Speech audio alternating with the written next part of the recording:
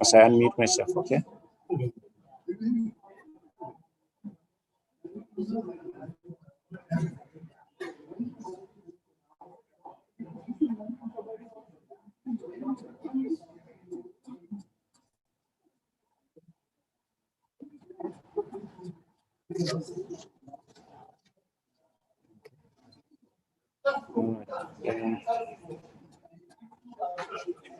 Can I disconnect here, or it's not gonna?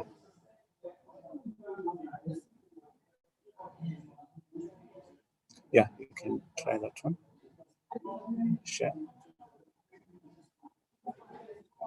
And then.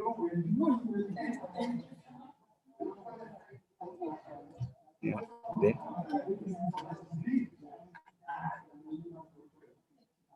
Which one now?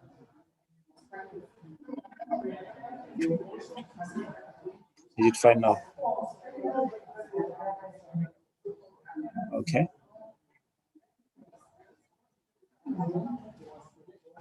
Okay, back to the meeting, right?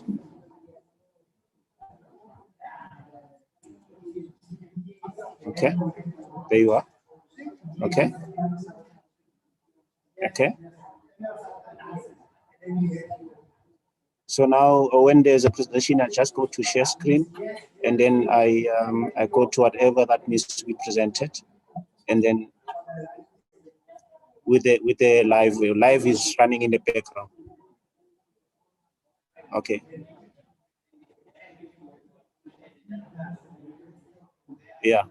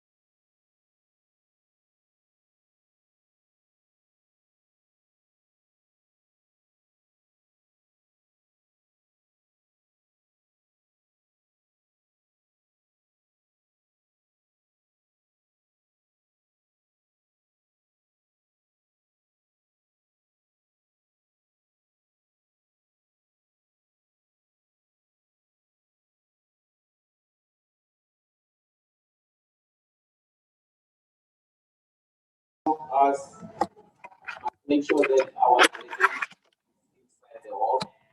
Those who are outside, can we request them to come in? Only chairperson and our guests who are still held up in the newsroom will find us here. But in the meantime, honorable members, let me take this opportunity to welcome you to our next session. Welcome all our guests. When we started our meeting or our program, some of our guests were not here. Fortunately, some have reported they are here. There's going to be a slight change in this program or in this session. We will start with the speaker who is represented by Paul Sebimo, who is here, followed by the message that we will receive from the chairperson of House of Traditional Leadership, Tate Muchemabi.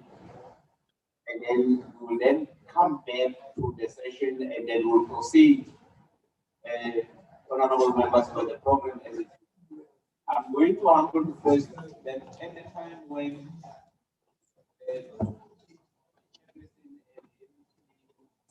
comes back to the house, we will please ensure that everybody is back inside the house.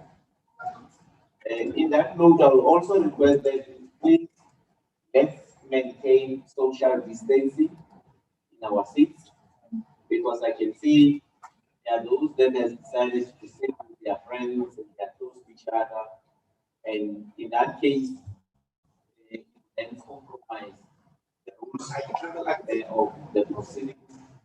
Now, honorable members, let me take this opportunity to welcome onto the stage the message of support by the Speaker of the Provincial Legislature, who is represented here by the whip of the majority party in the Northwest Provincial Legislature, Paul Sebimo. Paul Sebimo is not a new member. He's a well-known political activist. He's been in government for quite some time. He has served in the provincial legislature before as an MEC. He has served in the National Assembly, working with Mekan Kudise. He's back now in the legislature again as the whip of the majority party in the Northwest Legislature. Allow me, honorable members, welcome on the stage that they Paul Sebimo to address this session. Thank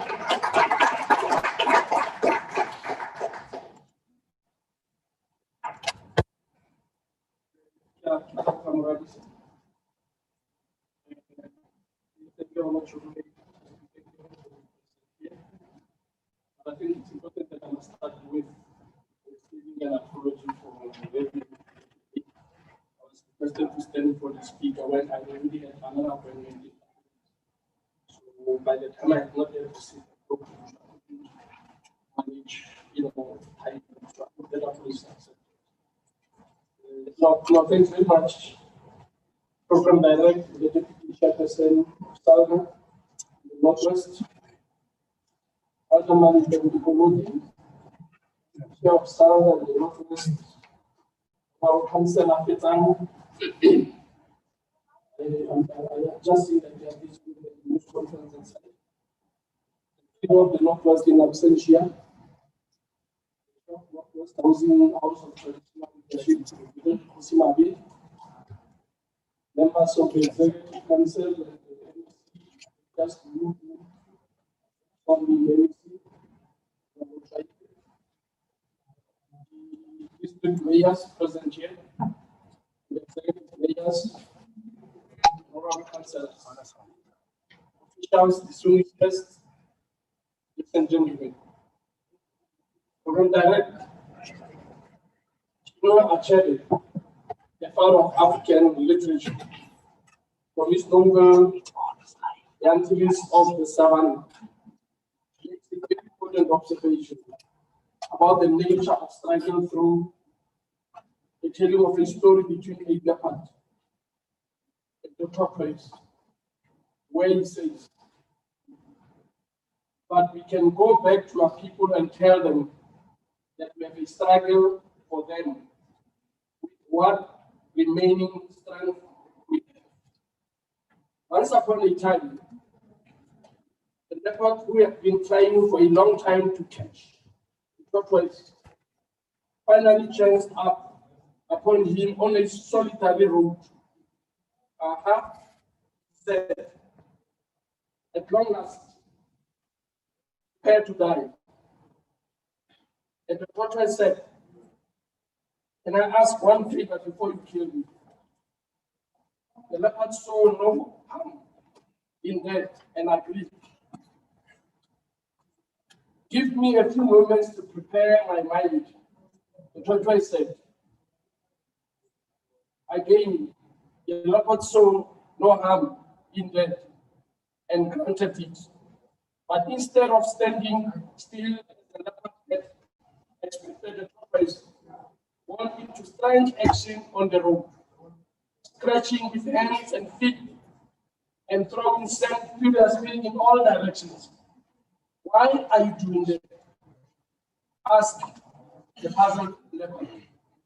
The tortoise replied, because even after I am dead, I would want anyone passing by this spot to say, yes, the fellow at this match started. The moral of this story for me is that it tells us about the importance of struggle and has resonates with the struggles that we have waged on a daily basis in our various municipalities. In the effort to improve the lives of our people for the better through the provision of basic services like water, electricity, roads, infrastructure, sanitation, and the provision of decent housing. Even if sometimes it looks like the challenges you are facing are insurmountable, your response must be informed by what our chair said. We can go back to our people and tell them that we have struggled for them with what remaining strength we have. Despite these challenges that you are facing, all of us without despair and supposed to be making milestones and registering progress, we should remain long after we have crossed. We say that we were engaged in a titanic battle with a scourge of poverty, unemployment, and inequality, as well as infrastructure deadlock, and made a lasting impact. From the record, Section 152 of the Constitution of the Republic of South Africa, as adopted in 1996, defines the objective of local government as follows: that provides democratic and accountable local government for local communities, encourage the involvement of communities and community organizations in matters of local government. The white paper on local government also defines developmental local government as local government that is committed to working with citizens and groups within the community.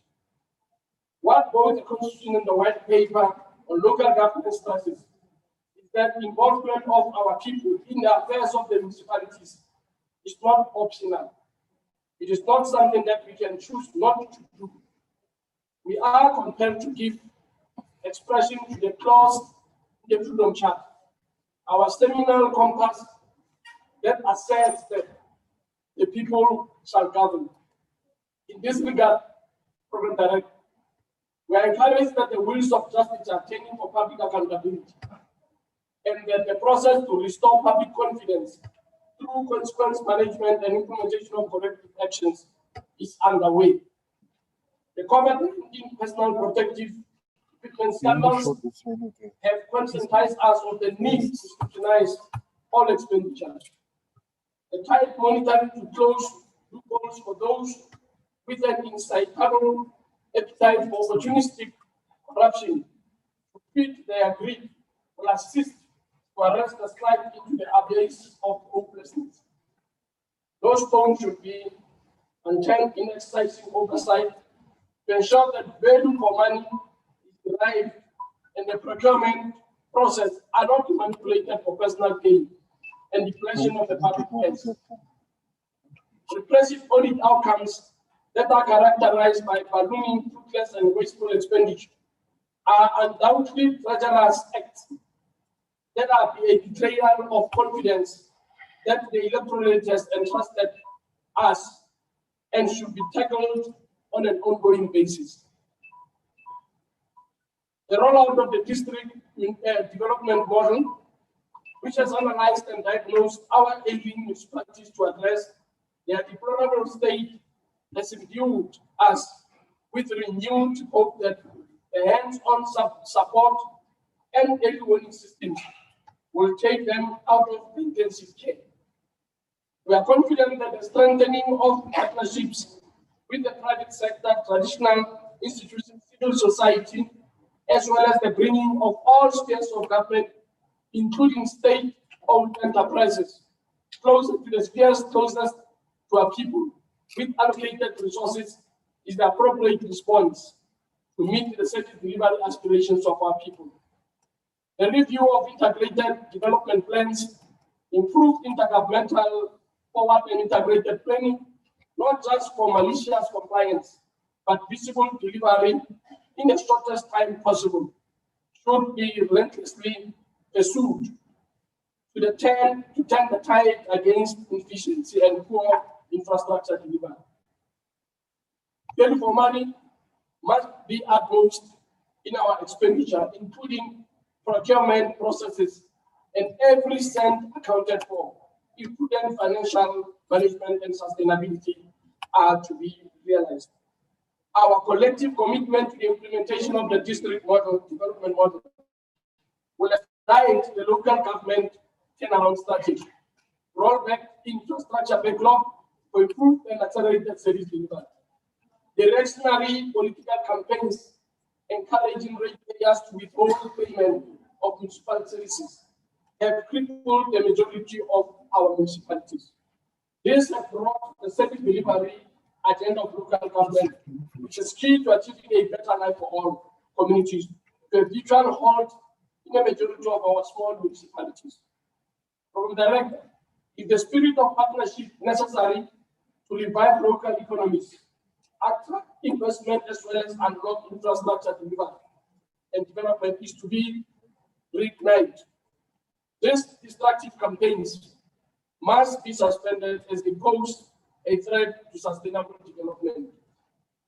May I, in conclusion, take this opportunity on behalf of the provincial legislature and the speaker to wish you a successful members' assembly. We are looking forward to interact with the resolutions which will form an integral part of our oversight responsibility. Inheritance and failure are not alternatives we can afford if we are to give the Freedom Charter and its program of action their true meaning. All impediments must be confronted head on to make local government work. Every community in our province must be part of the forward advance towards an inclusive economy characterized by good governance, empowerment, and job creation, so that, like achieving, we can go back to our people and tell them that we have struggled for them, and what remaining strength we have gathered.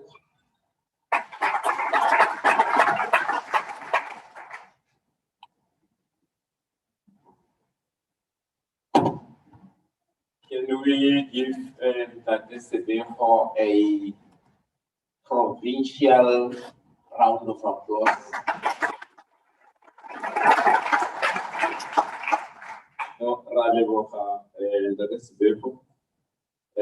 Let me also take this opportunity. Are you guys ready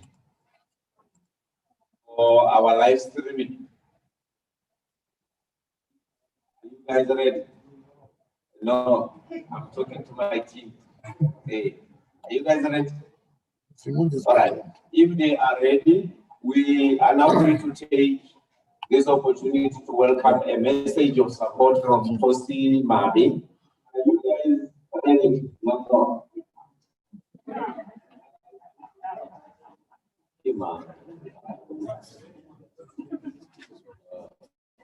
Somebody. Yeah, the camera is showing there on the Zoom. Okay. Now, where's your Zoom window? Can we go through? This one. We'll try it one more time. If it doesn't work, then proceed with our program.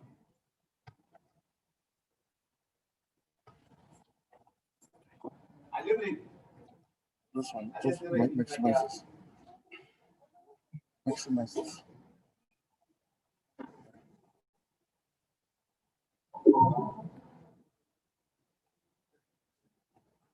Where's Kusimabi? Where's Kusimabi? Where's Kusimabi? No? Halida, Are we ready? look, we're grappling here. All right. Let me now say this. Was the link sent to The MEC has said something which is critically important. He's not here. Change. Call him again. Science has proven one thing, that nothing stays in its original form forever. And in either way, the sun will not rise with the same temperature at the same place again. Now, progression cannot be stopped. In order for us to progress, we need to adjust to the ever-changing conditions of life. In this case, we are not requested, but we are mandated that we must change. There's a time that we need to change our mindset. There's a time that we need to change how we are doing things, because COVID-19 has actually imposed post-industrial revolution on us. But there's no way that you can say you cannot adjust, because it has now come as a simplified way of doing things and as the safer way. The only problem that I'm having is that all the Zoom meetings and everything, it's like sitting in Canada, sitting somewhere in a foreign country where they know all our operations and our plans. That's the only thing that makes me uncomfortable about it. Because our dreams, our plans are stored somewhere, which will be used against us in future. If we, all right, honorable members, we will now proceed with our business of the day, because Kosima Day is no longer reachable. They have tried to get hold of him. They cannot reach him. Now, let me call on the stage, but before I call on the stage, I would want to say this. We are getting into the second phase or the second session of the program, that its objective is to strategize on innovative measures to financially sustain municipality during and post COVID-19. But Now, if you do your research today, South African Economic Reconstruction and Recovery Plan is constituted in 3 phases. The first phase is to reconstruct and reform the current state of our economy, which its focus is to save life and to ensure that we sustain our life beyond COVID-19. The second phase of this plan is to ensure that our healthcare system is able to sustain the economy and save life. And finally, the third phase of this plan is to ensure that we actually reconstruct and transform our economy, which is its agenda. It's basically to ensure that we sustain an economy that is inclusive for all citizens, that is sustainable, that is actually in the best interest of what we have. Now, municipalities at the center of economic development. But the challenges, of course, COVID-19 has actually made it difficult. You have a situation where certain municipalities, its equitable share has been reduced. Some of the municipalities don't have money. You have a situation where some of the municipalities cannot even employ locals. There's no program for SMMEs. We are sitting at a very Western situation which we did not create.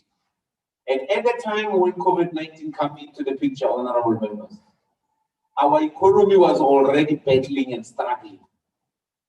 Now, every citizen of this country is confronted by this situation, that municipalities must find answers. Government programs from national and province must find expression in what we do at the local. Now, honorable members, allow me to call our facilitator for this session, Councillor Caroline Mothabi, will be the facilitator of our session. In this session, honorable members, we were supposed to have Honorable MEC Mothalebula Khosho, who's not here. We are also mandated to have Mezanele Nzileni from COPTA. We are also mandated to have Melona Manzana from ESCOM. We will also have Ndade Sandile Mkhize from Mahalis Water Board. And then we'll have our scriber, which is Mr. Fezile, Swart Boy, and Manelis. Now you come on the stage, you are the facilitator of the program. Now you can call your panel, you are facilitating our discussion. Now in this discussion, honorable members, there are a few things that we need to do, which is critically to assess the impact of COVID-19 in intergovernmental fiscal architecture, anticipate changes in municipal revenue in the next 5 years due to contraction in economy as a result of COVID-19, and alternatively finding streams and ensure that we, in whatever we do, we earmark what Ndade Sebeho was saying. Do this work in compliance to Section 152 of the Constitution, providing accountable and responsive local government. Carol, the platform is Program director. Dumelang bakaetsho. After the tea break. Program director o setsa tlhalositse gore ke nna the facilitator of the session. My name is Councillor Caroline Mothabi. Before ke tswela pele, because ona setse a tlhalositse this document, ke nagana gore most of us we don't have it. Program director, that is available. Could be located at the document so that we can like over the responsibilities in your.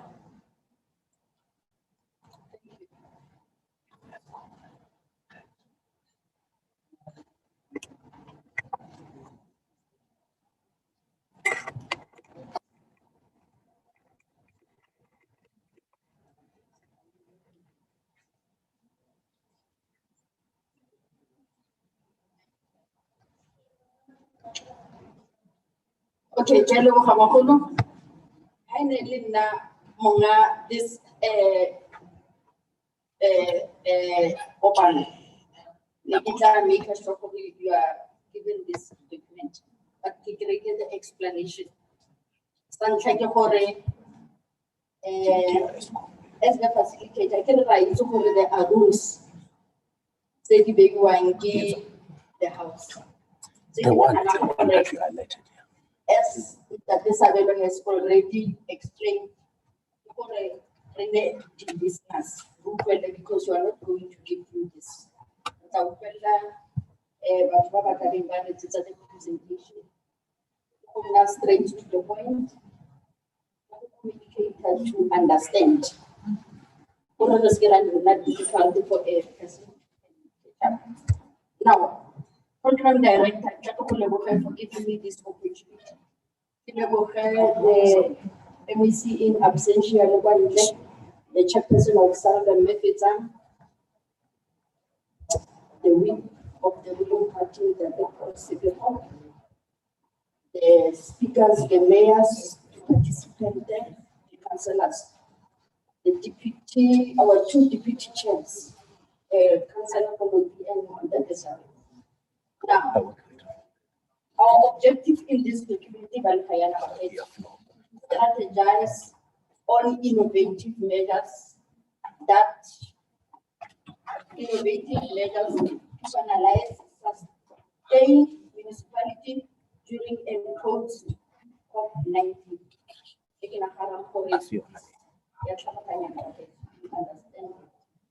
And then issue under the discussion critical assessment of the impact of COVID-19 on the intergovernmental physical architecture.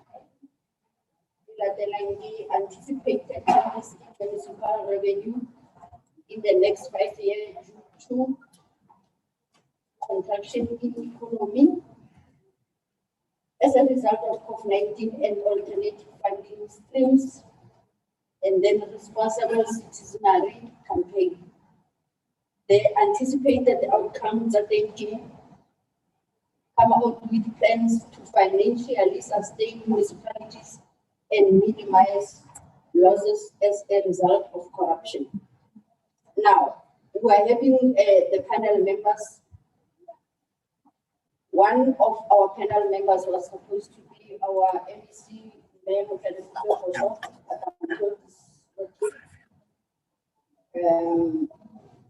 by having on behalf of COPTA, by having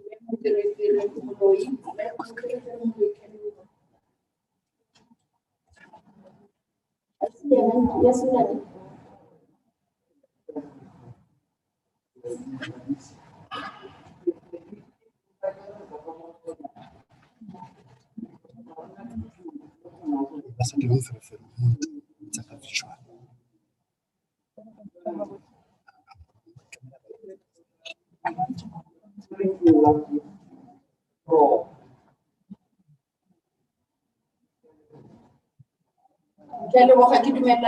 that's why I was saying it earlier. Or any document. I mean, in how can I a good listener, but when I know it can slip from your mind. I get what I do.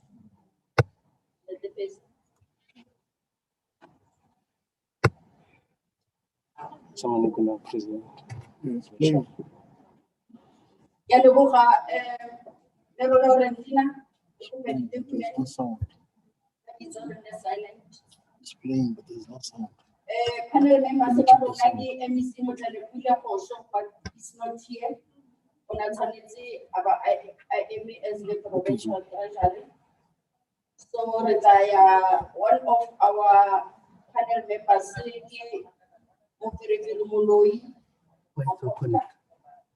all at the line, Miss Mona Manzana,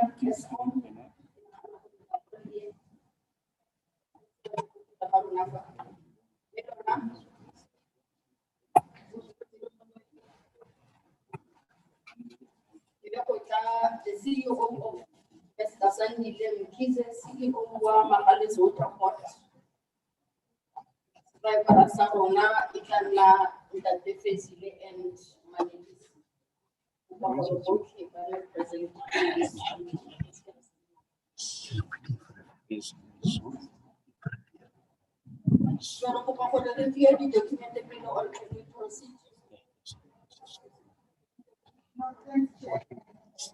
one is not present.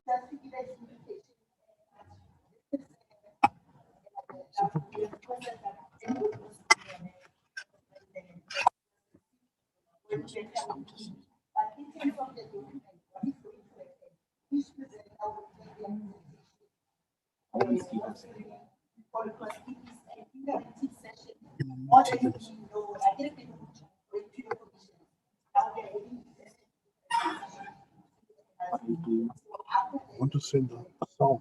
There's no audio. Okay.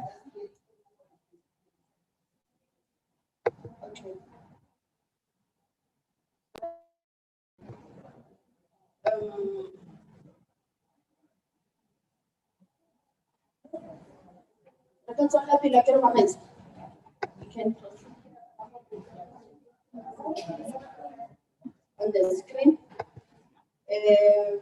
Busy. Describe it again.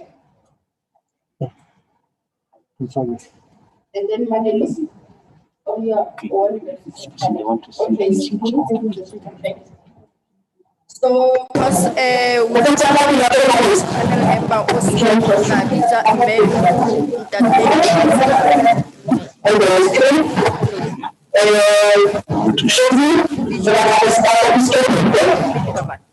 okay, Tate Mofirifiri or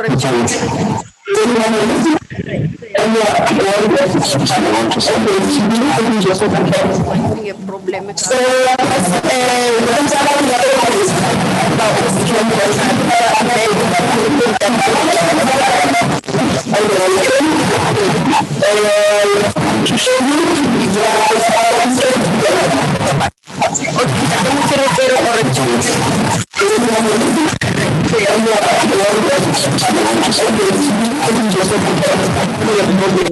Facilitator.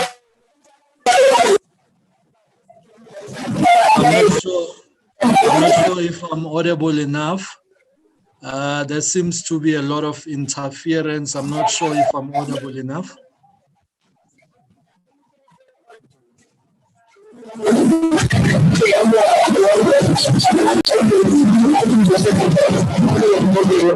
Facilitator. I'm not sure if I'm audible enough. There seems to be a lot of interference. I'm not sure if I'm audible enough.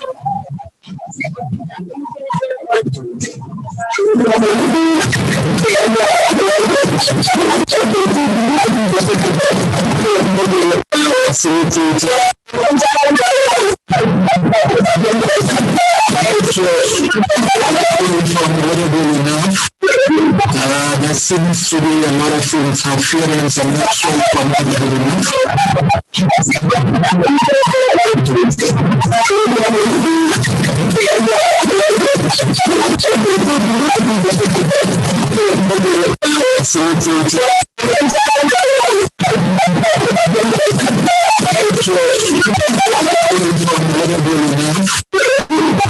There seems to be a lot of interference. I'm not sure if I'm audible enough.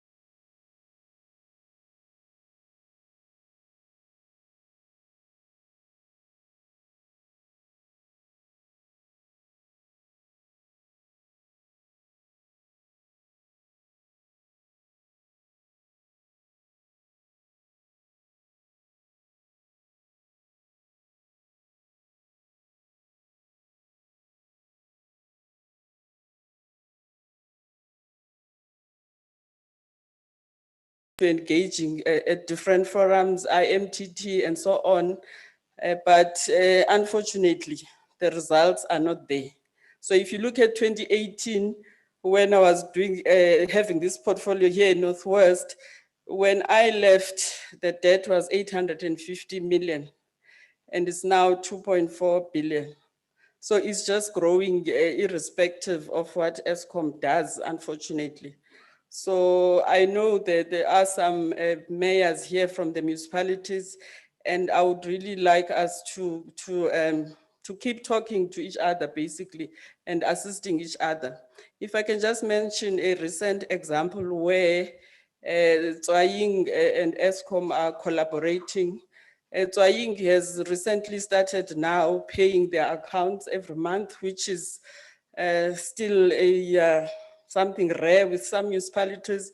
So I think it's the past 4 months or so that they've been paying their account. So what we're doing now, we're assisting them with the assessment of their old networks. The networks are really, refurbishment hasn't been done for 15 years. So we sent our technical team there. The kickoff meeting was on the 17th of November. So the technical team is going to meet periodically with trying to just inspect whatever is there, and at the end come up with a master plan of what needs to be done. So a master plan then would be both short and long term, and we'll be helping each other throughout that process. So I think both parties for now, we're not committing on any financial assistance, we're just doing the assessment. So when we have that plan, that's when we're going to look at how is there money to finance all those refurbishments with the municipality, and how can ESCOM assist. So this is basically what I've already mentioned, that the debt has grown from January 2018 in Northwest, from 850 million to where it is now 2.4 billion. The other line that is reddish is the total debt, and it's the left-hand side, the excess. So in 2018 January, the ESCOM debt was at about 15 billion. And now, unfortunately, it's going for 34 billion. The total amount that is owed by municipalities. So it's really a serious situation. And I think all of us know that ESCOM also is not in a good financial standing. Basically, over the years, things have really deteriorated. So I think it's really crucial that we assist each other to get to a solution that will stop this exponential increase. And it does slow down somewhat if you look at the graphs when municipalities get equitable share, but it has also shown that it doesn't work to pay ESCOM debt with equitable share, because come August, after you've paid in July, then there's no money to pay the current accounts. So what we normally urge is for municipalities to at least pay current accounts. So it really is, it does not make sense to keep supplying electricity that will not be paid. So we really appreciate the municipalities that have recently started paying their accounts every month. And there's also been through pressure from ESCOM in terms of disconnections. But disconnections is not really the way to go, because it's disruptive to the communities, and it's really not what we want to do, but it's the last resort when engagements have not yielded results. If you can go to the next slide. This is what I've just highlighted, that there's a few municipalities that have started paying us every month, which we really appreciate. And the low lights is that this year alone, the financial year for ESCOM starts in April. So for this financial year alone, we've seen an increase of 26% up to end of October. So we're still seeing an increase that is really not stopping. And also what is getting now into the picture is all these court cases where the communities take ESCOM to court when we're going to disconnect. So the municipalities then that have that court case pending, then they get a payment holiday because we can't disconnect. So it's really not a situation that we all want to find ourselves in. And then there's 4 municipalities that are really not paying anything towards their debt, only with equitable share, and we are supplying them with electricity every month, and it's really not looking good. The debt is growing exponentially. If you can go to the next slide, please. So those are the ones that I've marked there. At the bottom, I've shown the 2.4 billion of outstanding debt. And if you look at just this month alone, on the first column, we billed 397 million. So those are the accounts that were billed for November. So they are not due for payment yet. But so far, we have collected 207 million. So every month, there's something that is left over from what we have built. So basically, we have not managed to stop the debt from growing as long as there's something that was built and was not paid. So basically in October, we billed around the same amount. So the accounts now that are being paid are the October accounts and still far from reaching the 397 level of payment. Okay, if you can go to the next slide, please. This is just one of the things that at ESCOM we've been asked to do, that if a municipality is not paying us, the capacity that is available from them, we should restrict to that capacity that has been applied for and contracted for.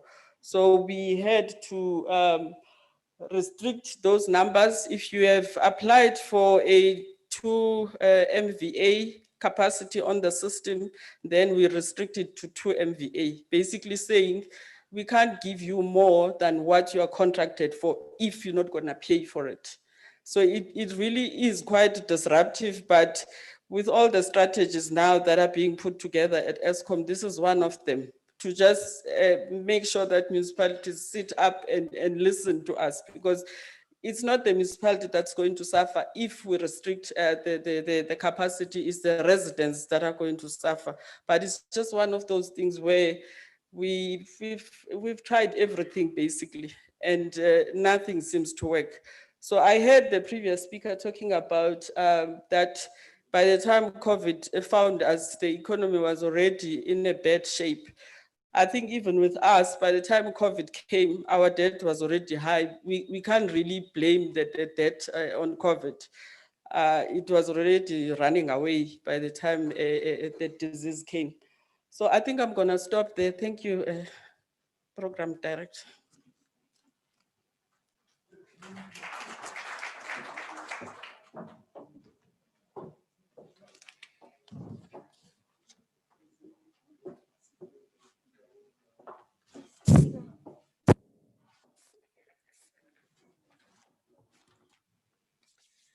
Thank you, Mayor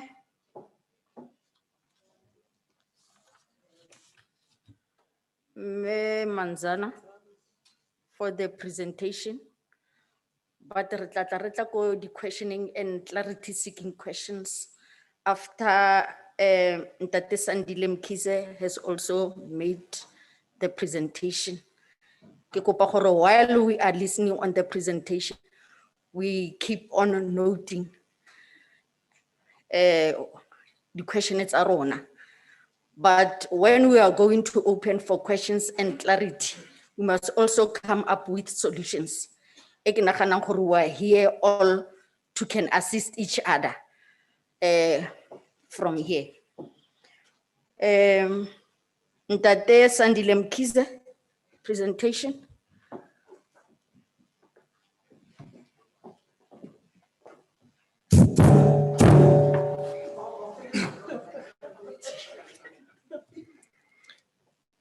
Program Director, thank you. Greetings to the honorable members and all protocol observed.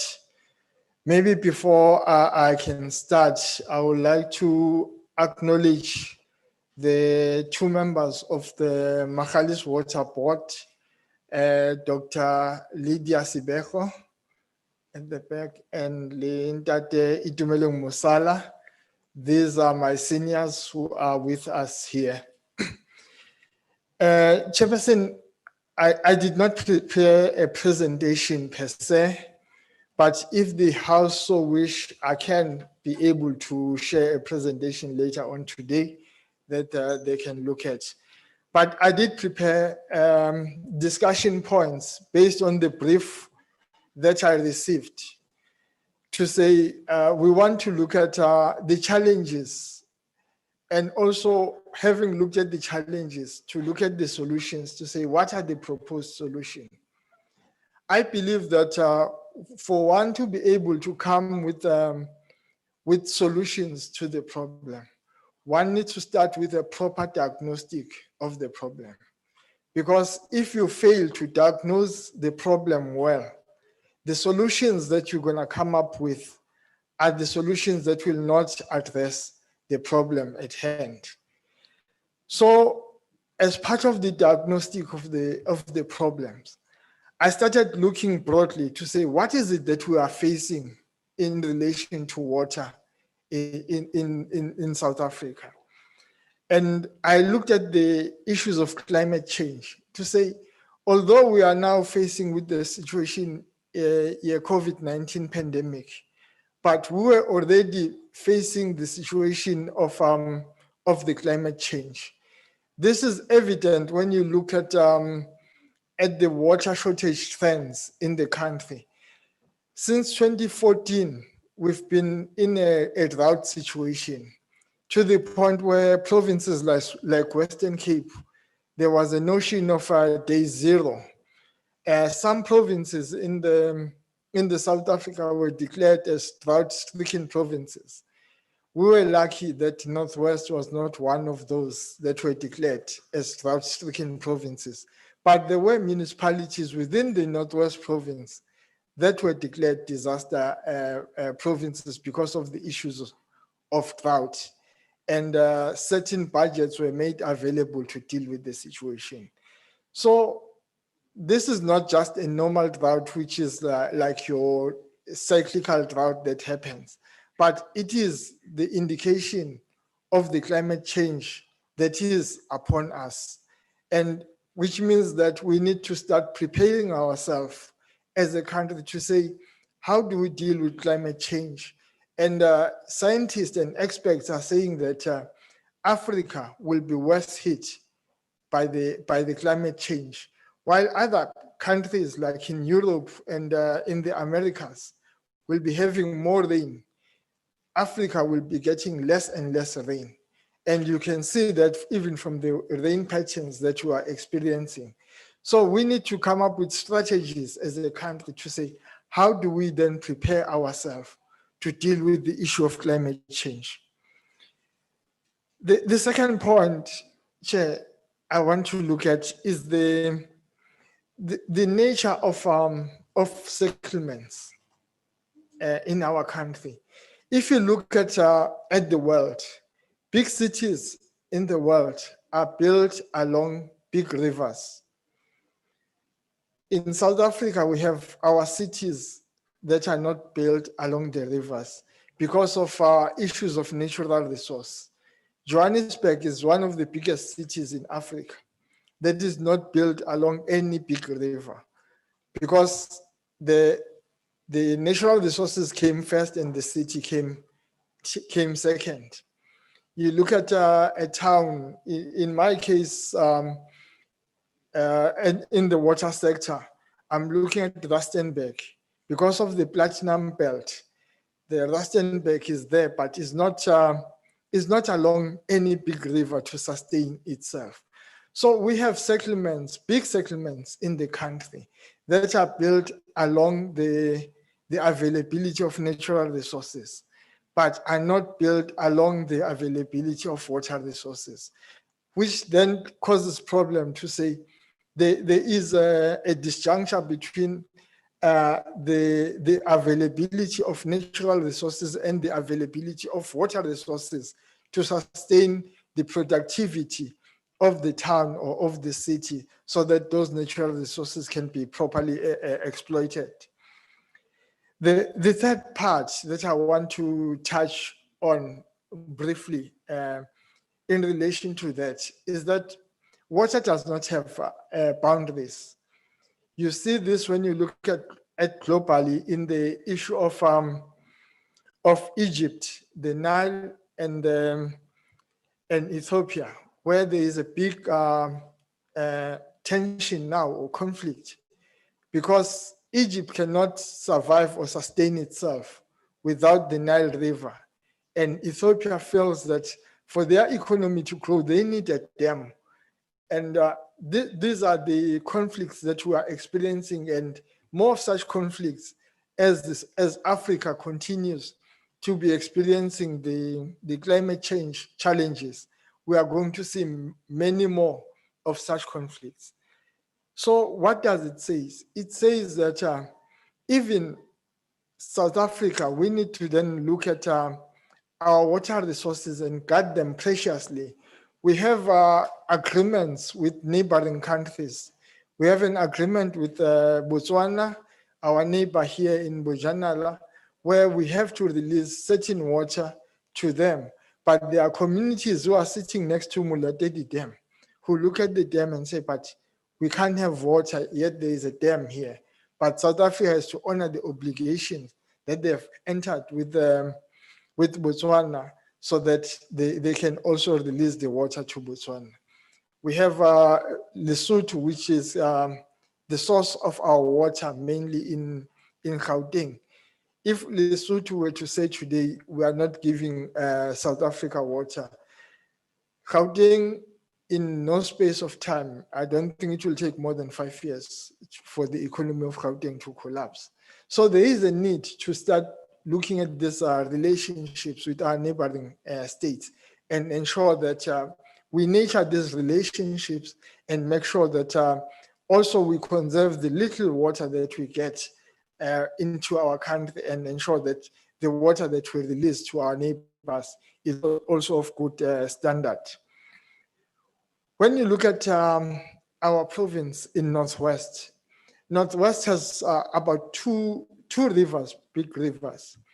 It's a Crocodile River in the west, and I think it's called Moy River, which is a tributary to the Val. And when you look at those rivers, those are the rivers that are supposed to sustain the province. When you look at Crocodile River, in the case of Makhalis Water, where we are mainly operating in Bojanala, that is the catchment where we get most of our water. But when you look at the standard and the quality, when you drive over Hartepe Sport Dam, you will see the growth of hyacinth, which tells you the quality of water that we have to deal with. Although as a province, we don't have a situation where the rivers are dwindling in terms of supply, because we are using water that has been used in Joburg, in Gauteng.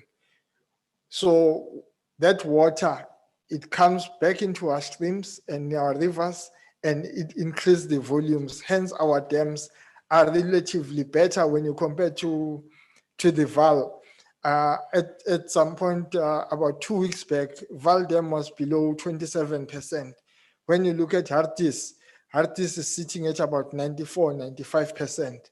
So we have water in the province, but the quality of the water that we have, even if we are looking at these two rivers, is not suitable for human consumption, which means that we have to use extraordinary measures as water boards, use technology that is not used generally in South Africa in order for the water to be treated and be in a position that is suitable for human consumption.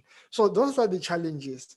And when you start to implement such system, it means that even the skill set that we need in the province to run those systems are different skill sets than the skill sets that you will get in the coastal areas where they are running a simple water treatment system, because their water is near pristine condition. So those are the things to say, how do we attract as a province those type of skills and retain them within the province? The other point that I want to talk about, Program Director, is the issue of poor payment for the services rendered. There is a culture in South Africa, the culture of not paying for the services. In the past, Chair, we had a program or a campaign that was spearheaded by the ruling party to say we need to boycott the payment of services, which was relevant and reasonable within that period because we were dealing with administration that was not under our control, under majority control. But what we have not done is that when the majority took over and we had a democratic government, there has not been a concerted campaign waged at all levels, at local level, at provincial level, at national level, to say that our people must start to pay for the services, because the government now that is in place is the government that is chosen by the people, not the government that we were boycotting in the past. So I think that culture needs to be addressed, which then takes me to our solutions, to say what needs to be done. There was an earlier discussion to say, there was a presentation by the Honorable MEC Tshwaile to say change is the only constant in life. We need a paradigm change in the country to say, how do we then reposition ourselves, especially local government, to the point that we are able to deal with issues of non-payment for the services. For us to be able to do that, we need to, just like we did a campaign to boycott the payment of services, there needs to be a concerted campaign to deal with the services, and we change the paradigm thinking of our people to say, when you withhold the payment of the services, you are crippling the very same government that you put in place. There is also a need to train people to say, understand that the services that you are getting are not for free. For the services to be able to get to you, there has been cost that has been spent. And for those costs to be recovered and for the service to be sustainable, you need to be able to play your part also in ensuring that there is a recovery. At a municipal level, program director, I think the major part to deal with the issues of non-payment, we want to look at water conservation and demand management. It pains me as a water board that out of all the volume that I sell to the municipality, between 30 and 50, some are saying 57% of that water is not accounted for. Some is lost through the leaks, and some is lost because there is no payment for the services. So if we can deal with issues of water conservation and demand management, and we put it as part of the scorecard of the municipal managers in our area, I believe that we will be able to deal and reduce the issue of services being rendered without value add to the municipality. As a water board, we in our scorecard, we endeavor to say, out of all the water that we've abstracted, treated, and sold to our customers, not more than 5% should be water that will be lost by any form and means, including evaporation. So if we can start looking at scorecards like that at municipal level, we will then start to deal with that, because that water that is being lost in the ground is the water that the municipality has already paid for, but is not going to a consumer, but is going to the ground and is not benefiting the municipality. The other thing, although this may be outside of my expertise and my depth, is Chair, there is a need to look at our indigent register. update the indigent register and clean it up. But also there is a need to look at our informal businesses and informal business owners or entrepreneurs. You will find that a person is an entrepreneur, is an informal business holder. They have an income that they are generating, but because they are not formalized, there is no system in the country which can show that this person is able to generate income. That person is still in the indigent register. What it does is that it makes somebody, a next door person who looks at that person and say, this person is getting some money, some income, but is not paying for the services. Yet because I'm a white collar or a blue collar worker, I am paying for the services. I would rather also withdraw and withhold my payment because I feel that I am cheated through this system. So there is a need to say, let's look at the way we treat informal and formal business, and also to then look at the updating of the indigent register. Chair, we need to look at also at a service that is fit for purpose. I know that it is it looks good to have a bulk service, a bulk supply where there is a pipeline that goes for kilometers on end to provide water to the communities. But sometimes you find that you have to put 10 kilometers of pipeline to service, say about 7,000 households. When you look at the cost of putting that pipeline and the cost of maintaining the pipeline versus the benefits to the communities, you start realizing that there is not fit for purpose supply here, which tends to push the tariffs to be high so that we can be able to recover for the water that is being supplied to those communities. In our case, there is a case study in a town of, in a location of Majakaning, where Majakaning as a town was cut off from the bulk supply system from Madibeng. And we started looking at groundwater-based system and having a formal infrastructure, a proper reservoir and a proper reticulation infrastructure. And we are able to supply more than 15,000 households in Majakaning with sustainable water resources from the ground sources. So we need to look at a mixture of infrastructure to say bulk is not the ultimate solution. We can have a decentralized water infrastructure program, a village-based system. We can do that because we know that we don't have a continuous settlements in our province, but we have settlements that are based on village system. So we can have village-based systems so that we are able to reduce the cost of providing that infrastructure and also of maintaining that infrastructure. Lastly, Chair, there was a discussion on the issue of the improvements on the audit performance of our local municipality. When you have a good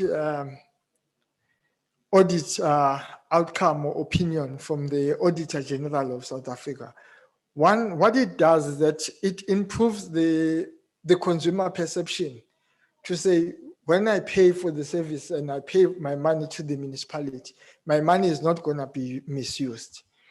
But also, what it does is that it improves the investor confidence. A person will say, I'm willing to invest in that municipality. I'm willing to have my business in that municipality because I know that for whatever I pay for the services, there will be value add that I will receive because of the way the municipality is run. So it is very crucial to ensure that our institutions, government institution and other are governed in such a way that they are able to demonstrate a good corporate governance. Lastly, at an institutional level, Chair, this year, Honorable Minister Lindy Wesisul decided, looking at the issue of the coronavirus pandemic, decided that the water boards will not implement a tariff increase for the financial year 2020-2021. And the expectation was that such benefit will be passed on to the consumers. But to our surprise, when we had the joint portfolio committee session of government and human settlement, water and sanitation, it became clear that the municipalities did not pass the benefits to those who required this benefit more than us, which are the consumers. So the municipalities that are supplied by water boards have benefited by not having their tariffs for this current financial year increased, but they have not passed that benefit into the consumers. So we need to then look at how do we correct such an anomaly so that the people who are on the ground, who are feeling the brunt of this coronavirus pandemic, are also able to benefit from the zero tariff increase that was implemented by the minister. With those words, Chair, I would like to thank you.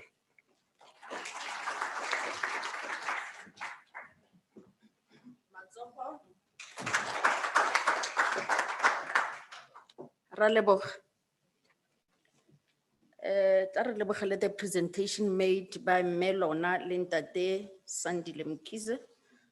But before the question clarity seeking, I acknowledge the presence among us, the MEC who are health in Tate Madoda Sampata has just arrived. Tate Madoda, MEC, Raleboha for being with us. Now, Naki Zika Sitswana Kosaka Soko, I don't know. Water is life. And without water, for the day. You know, there was a young lady day before yesterday, 2 days ago, afita fuhona. Man, Memotsabi, Haruna Medzi, it's better for us not to have electricity, but the renely maids. But without water, there's nothing that we can do at the end of the day. Now, I could read the presentation very well.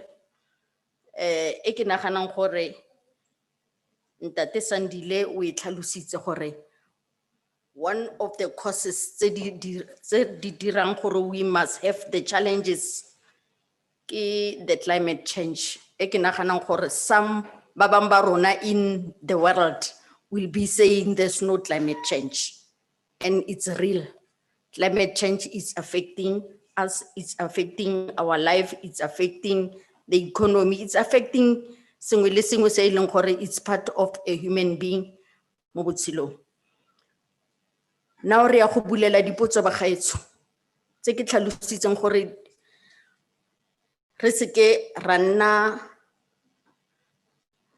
ra botsa dipotso fela, but we must come up with solution. I agree we are all leaders in here.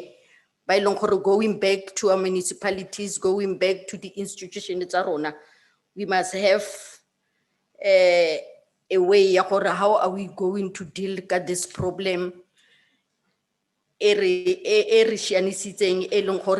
has been caused at the end of the day, although it's been there. It affected the COVID-19, the pandemic, in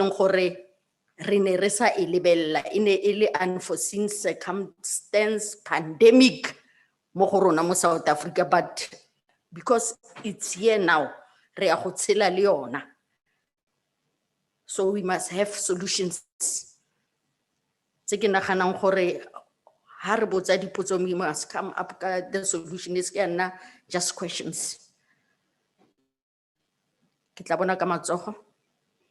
will note Re tla nna le first round and second round.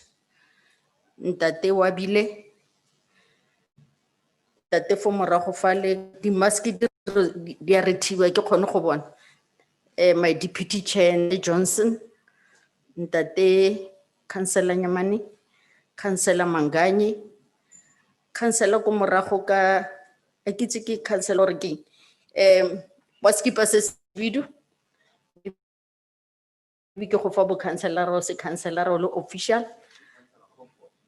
councillor Comfort and then wa bofelo ke matsogo a makae ha ka bala ke raisitse fela matsogo 7.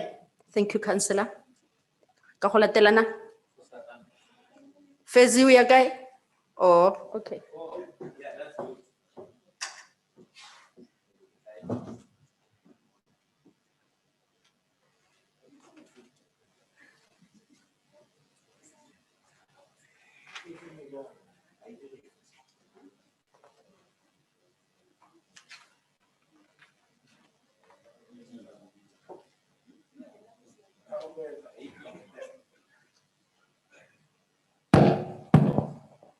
No, thanks, Chair. Ndadem Kiz, thank you. My name is Wabile Siabel. I live in the region of Ngagam. I'm not gonna sit and criticize maybe the presentation or bore you with a lot of problems. What I want to understand is that why does government want to take all the money to water boards when water boards don't have the solutions to the problems of our local communities?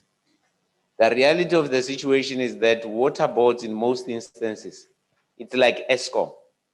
ESCOM is doing business in our land, but they don't pay any, they don't contribute anything back to the community where they are making business. The water board is the same. There are no royalties from the money that you are taking from our people, because it is not municipalities that are benefiting, it's ESCOM and it's water boards. Now, in the region of Ngagam, where I come from, the region is losing 125 million cubic meters of water per day during rainy season. There is nowhere where we store that water for human consumption, for developmental purpose, for business purpose, nowhere. In 2008, there was a concept document that was done by Big in Africa to construct a dam along that river. And at that point, it was costing 340 million. Now, the money that we have lost so far, it's more than billions. But still, Botsilo Water and Sidibeng Water said it is not feasible because they wanted to continue being the beneficiary to collect money, yet there is no infrastructural development. Secondly, the damage of infrastructure that we get, specifically on issues of water, it's not done by our communities. It is done by guys that are constructed as water tankers in our communities.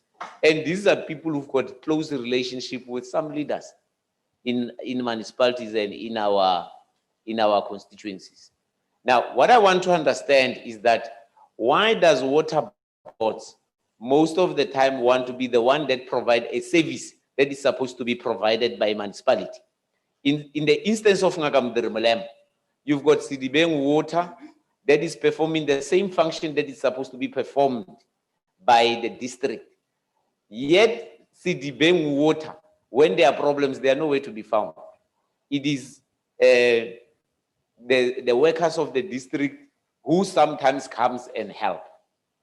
Now, I'm also going to get into the issue that you've raised so far. COVID-19 has exposed South Africa and the level of education in South Africa as the weakest education ever. You've just alluded the same thing, that we are forced to venture into a technology that is not used anywhere, because COVID-19 has exposed the South African government and education system to a point where all the doctorates and masters and everybody that has been produced by our medical institution could not find a solution to COVID-19. Hence, you are still wearing Pampers today. Now, what I want to understand is that how do you or your water boards help local municipalities where you are operating to perform these functions on their own, to sustain themselves for the interest of revenue creation, for the interest of ensuring that our local communities are benefiting? And lastly, why does water boards most of the time want us to have standpipe and they don't want to do yard connections where people can take care of the meter that is in your yard? They can be able to pay for the services that is performed in their yard, provided by yourselves.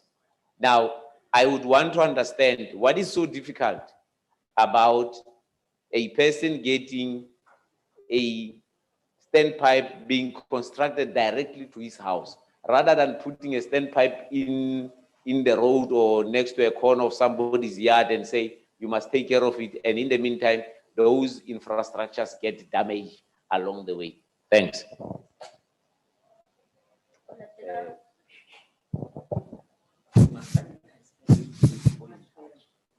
Thank you, much better.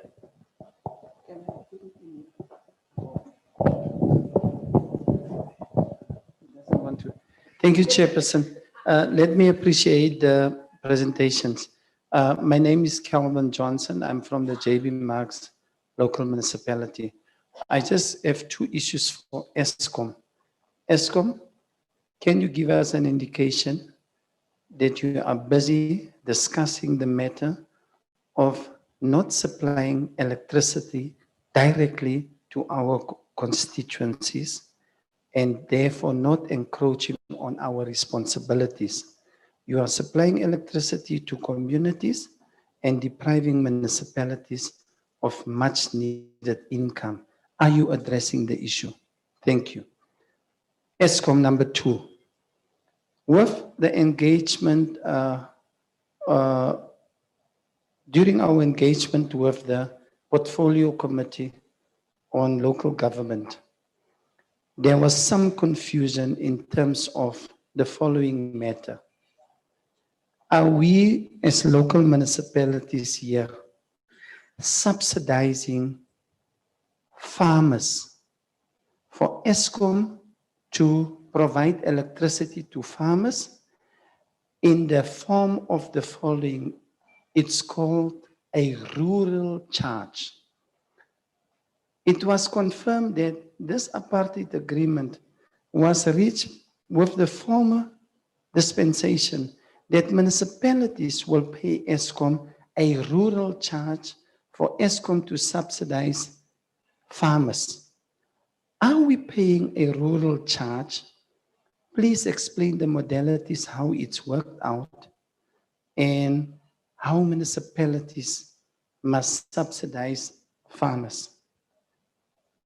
That is my two issues for ESCOM. With regard to the water board, it's in line with my colleagues' input. Do you have a corporate social investment strategy in place, CSI, to assist struggling municipalities by reaching out to them, making sure that programs such as the War on Leaks program is implemented in those municipalities to prevent water losses? What are you doing to assist struggling municipalities? Because remember, you are a critical role player in this value chain. Madam Chair, I thank you.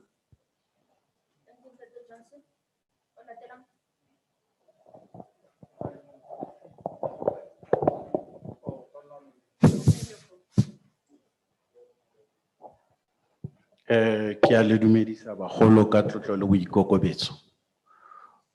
O buang fano ke Jafta Raphadu, Councillor, Ward 16, Moses Kotane. Bagaetsho, I'm ashamed to be sitting here. I'm ashamed to be even speaking to the collective today. My community is reeling with theft, with hunger, with, what can I say? Let me say my communities really facing problems of water shortages as we speak. Ga rena metsi ba gaetsho. Now, since 2015, the water and sanitation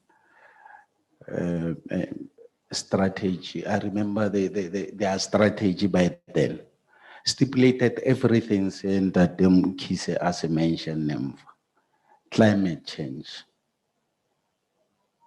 mine rehabilitation, water quality, water pollution.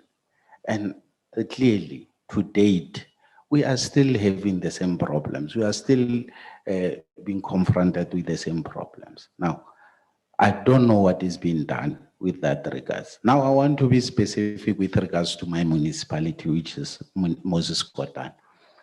I'm aware that the CFO, the MM, they're engaging the water board. The solution that I have, since all of them are here, I'm going to request that they engage again because there's still no solution with regards to water provision. As part of water, as part of solution. The other solution, ntate Mkhize le boto ya gagwe le ka re thusa yang rona as one of the municipality or compliant in terms of payment ya metsi le ka re thusa yang gore ge re stope payment ya lona ka tlotlo le boikokobetso ke a botsa ke one fela gongwe e ka re thusang gore re solve le ka re thusa yang gore re stope payment ya lona ke a leboga bagaetsho.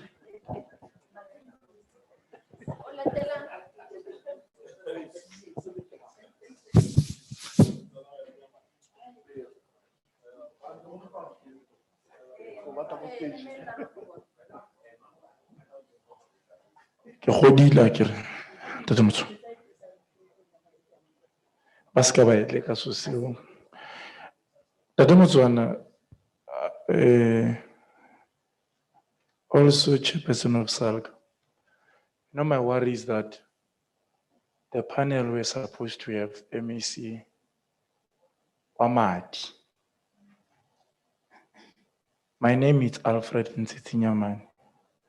I'm coming from dark remote rural area called Kubu in Ramotsirumi. You know why Kiri there was supposed to be MEC in Tadisabelo Kihore?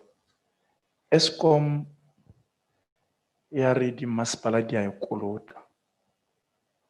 Tate Motswana, your department in local government at provincial level, they owe the municipality lots and lots of millions. And I cannot go to Zira's hospital and switch off.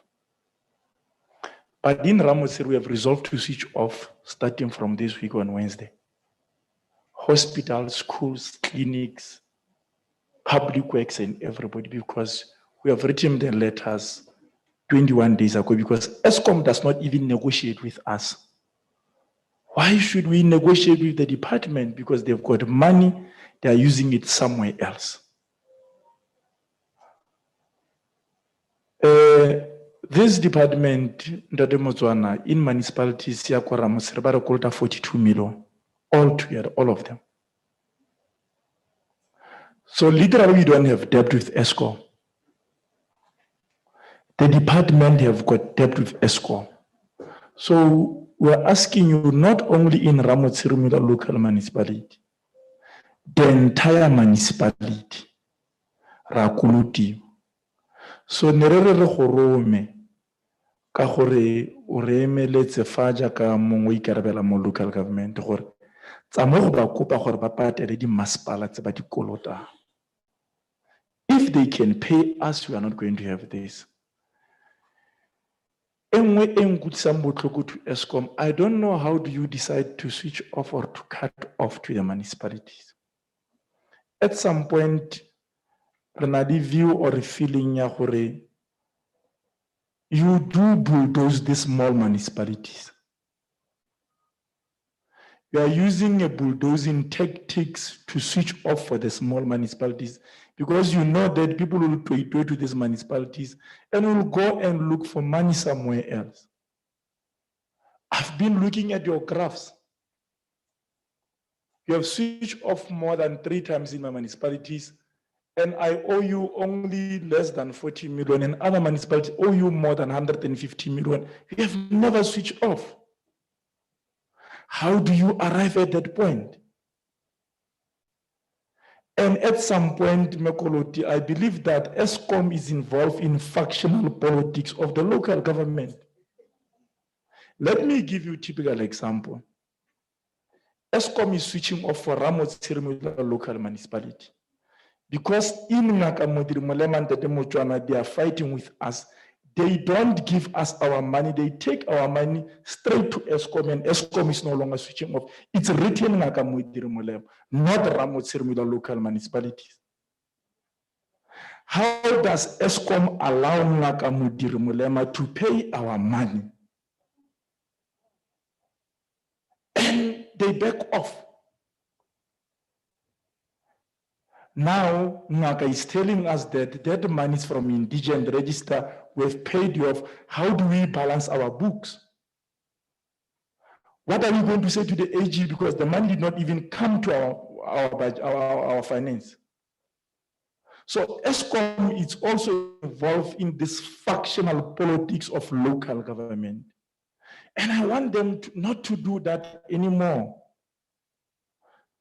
If Eskom can stop doing that, I'm telling you, I'm going to have a proper relationship with them. Even today, they cannot explain how did they stop to switch off because Ramotsir did not pay, Nakamodiri paid you. Now you are becoming politician as Eskom. And you are saying you don't even want to listen to us, you are listening to the MEC and Nakamodiri. You listen to us when it suits you, when it doesn't suit you, don't listen to us. So if you can just try to deal with that, I want answers because you have been flipping on the screen that other municipalities owe you more than 150 million. While I owe you 40 million and you are switching off for me, you are not switching off for them. How do you arrive at that point? How do you arrive at that point? If you are treating us like your children, you are going to treat us fairly. Now you are not treating Makwasi Hill, Ramotsiri, Tswaying fairly like other big municipalities. And it cannot be business as usual. Now we must also tell our people to take you to court so that you don't implement whatever you are implementing. I must go and sponsor some community members' view and say, immediately when they want to switch off, go to court, and then the matter must be pending for the rest of 6 years or for the rest of 15 years. And we can do that, but we don't want to do that. I believe Eskom must stop that, please. In Ramotsiri Eskom, you must tell us we've got 2 accounts. I don't know what's going on. Try to look into it and try to sort it out because there is the other account there at truck stop. Apparently, it's also our account. We are paying this account. When we think that we have paid this account, you switch off on the other part of the town. The other part of the town, you don't switch off. So I don't know what's going on. It's like we are running a circus there. And that account has been going on for more than 20 years. 2 different accounts in one municipality. Let me go straight to Baba Metsi Bagetso. You know, they are crying here in Rustenburg because of Mahalis. In Ngaka, it's because of CDB. Now you've got CDB and Nakamodiri. When the community are crying for help. When we go to Ngaka, they are saying it's for CDB. When we go to CDB, they are saying it's for Ngaka. So communities cannot be helped. And now, Ntate Mochwana, they've not renewed the contract with CDB. Now CDB is vandalizing the equipment. So that we must say Ngaka Motrimao does not deliver, it was only CDB which was delivering. And it's going to happen in Moses Kotane when you are not going to renew the contract with Mahalis. Mahalis is going to vandalize the equipment so that they are holding us hostage so that we can bring them back.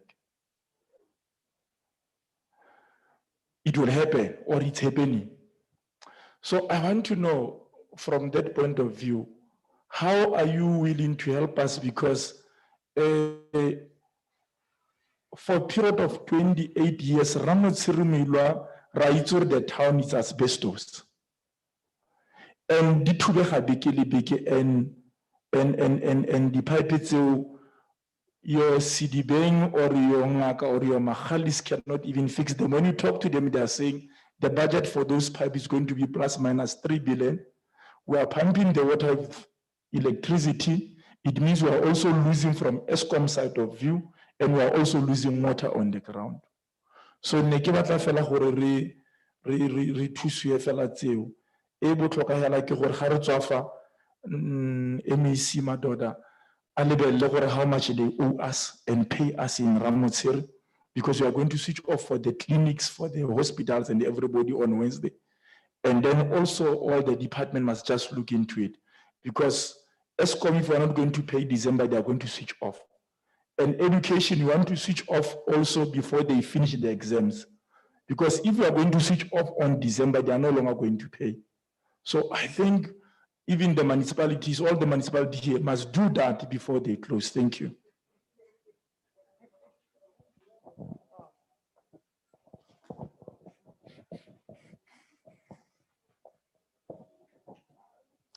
Thank you for facilitating. Municipality, Moses Kotane, names Thomas Raymond Manganyi, designation impact chair. I'm not going to be adversarial in terms of my approach, because one of the mistakes we make when we are put under one roof to provide a solution is to go in each other's neck. And normally out of that session, nothing happens. Now, I think the premise of the relationship was lost from the beginning, because it is adversarial in a sense. Water boards, service providers, their modeling is around profit, which by law, they have been allowed to do it. Now, when you go to a municipality is burdened with constitutional obligations, as well as, in the case of water, also revenue collection around the same issue. Now, you have been forced to make revenue out of water provision, but you are also expected as a municipality, if you want to restrict all these constitutional obligations comes into play. So for municipalities, it's a catch-22 situation.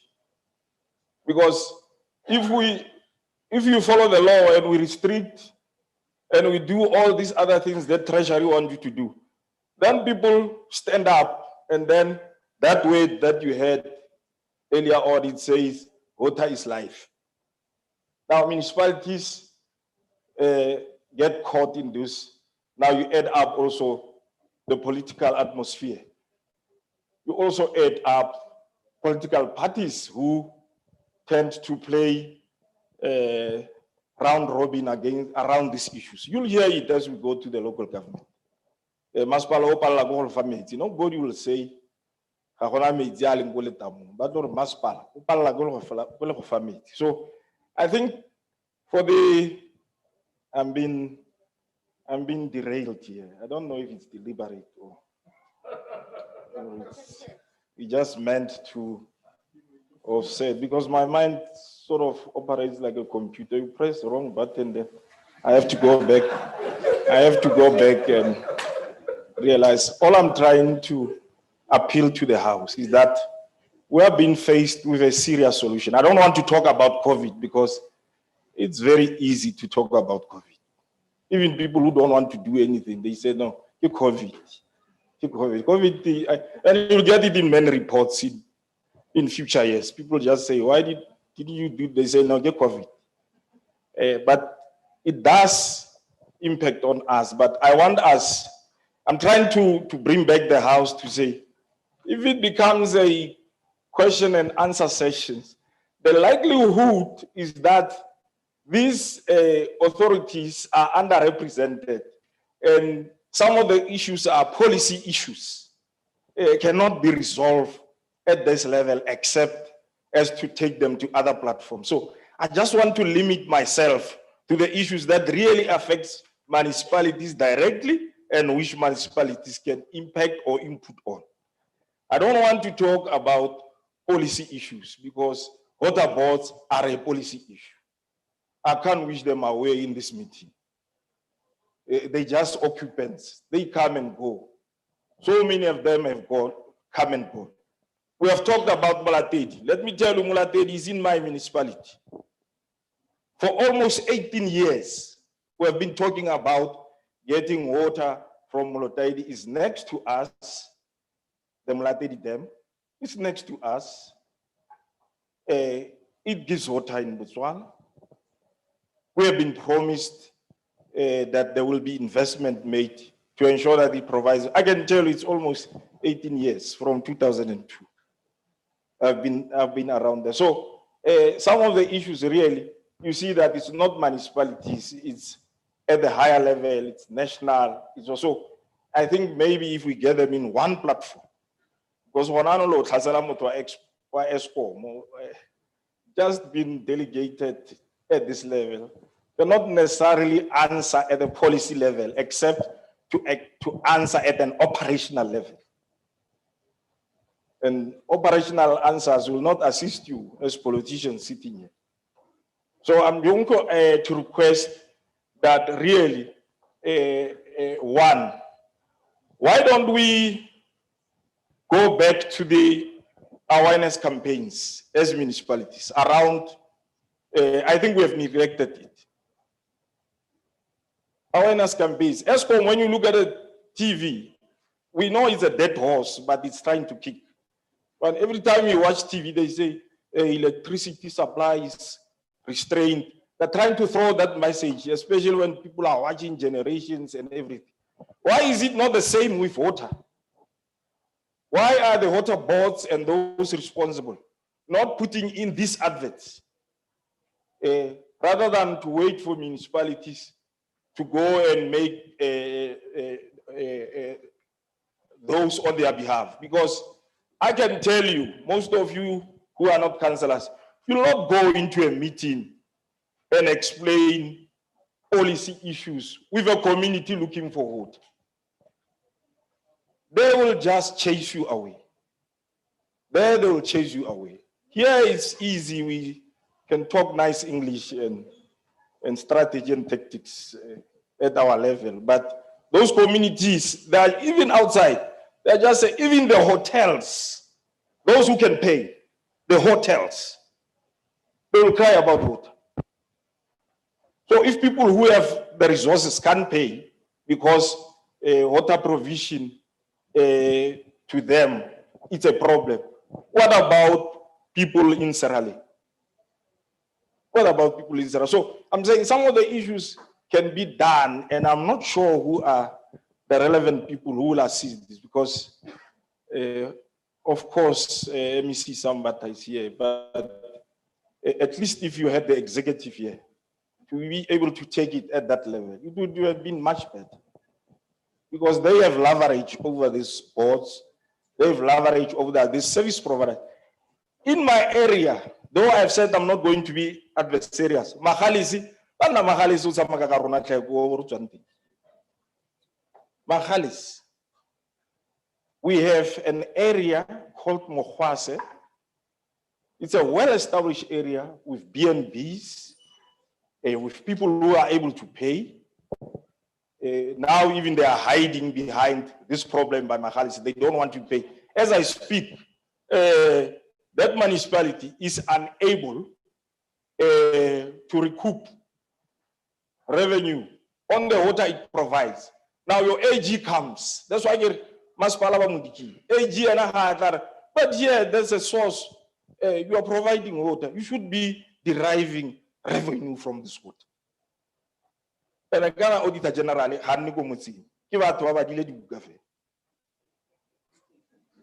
so so I think that's another one that Maghalis must address. I think you must address that, because if I had the sample in my phone, I was going to show you the water contamination. Even this morning, that is there. So that's my second point to Maghalis. But I hope you're not standing up as a form of an intimidation, because I'm standing people. to say you have taken more than a time, Tate Mangai. Oh yeah, but you have not even regulated time on the others. A man was fighting here, even to a point of blows, and he was allowed to speak. And I'm not sure what you are trying to prove. Maybe what you can say as a facilitator, you can come in and put a regulatory framework as to how people must speak. That will assist, rather than waiting on one person and making a rule on him. How much time are you giving me? No, if it No, I mean for now. No, Tate Mangai, if it No, I'm asking, I'm serious. Please, can the audience, I came here as the facilitator. can the audience allow me, please, can the audience allow me to resolve this problem for you? Because it was done while I was speaking. Because if it was a proper intervention, some will say, for all the speakers who are coming, please don't speak for more than 5 minutes. That would be regulatory. But if you pick and choose on someone, it becomes. You are now. I'm saying, how much minutes are you giving me? I've said that. How many minutes are you giving me? It's up. Can I raise on a point of order? Mayor. No, I think it's only proper. This is our meeting as SALGA. You know, both administrators and leaders, and I think it's important to respect one another.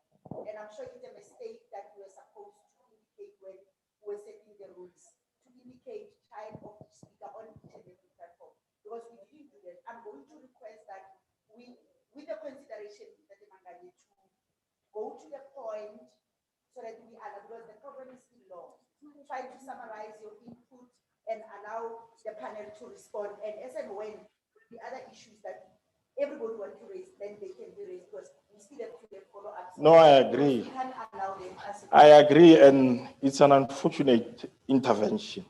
The professor who taught me is that, 1 minute. the professor who taught me said, whenever you see people rising up against you, know that you are making an impact. That's what he taught me. Now I'm going to finish. I'm not going to fight with you. Now you are making it look like it's a strategy now. Because I should be picking it up with the facilitator, not with someone who tries to intervene. And you are intervening on me. And people who are here, who are truthful, will tell you people were sitting here fighting to a point of blows to say we want this. And they spoke until they finished. You know, now this poor person is speaking, and then now he must be regulated. I'm going to oblige. Perhaps the problem is that I was not reading from a paper. You know, because I could have said the last point, and then I said the last point. Now let me talk on the 2 points. And I'm very, very much offended. No, I'm offended. I'm offended by what has happened. I'm offended. Can you at least give me a platform and sit down? I'll talk for 1 minute. Don't talk because you're pressurizing me by standing up. And then now both of you are there. Let's deal with him. So it's 3 of you now. Sit down. Let me take my last two points. My last 2 points is My last 2 points. No, I'm finishing. No, I want to address you. No, let me finish. No, I want to address No, you. when you address me, I'm going to respond. No, it doesn't matter. I want to address you. No, it matters. I'm saying it doesn't matter. I want to address you. So for you, it doesn't matter. I'm saying it doesn't matter. I want to address you. No, rather than wait for your address, I can rather stop here. No. No, I'll be tempted to respond. No, I stop here. Because I'm tempted, I'll be tempted to respond to what you are going to say. No, just say and speak to the house and not address me because I've left now. All right, it's still okay. Honorable members, I'm humbly pleading and requesting. In my presence, I will not allow a speaker or a facilitator to be undermined because he's a woman. That I will not allow. It happens, it cannot allow to happen under our watch. It doesn't matter how much we are trying to be economic with that fact. The reality of the situation is that Oskero is the facilitator. If he calls me to order, I must be in order. I can argue or request the mercy of the view or to request a leniency in terms of time. But it does not matter how much we are trying to be relevant by undermining the person who's sharing this session. And now I'm saying to you, it will not happen while we stand aside and watch. I'm requesting everybody who's going to speak. The facilitator has the responsibility and it's got the power of the presidium. If he calls you to order or stops you to speak, you have to stop speaking. Program Director.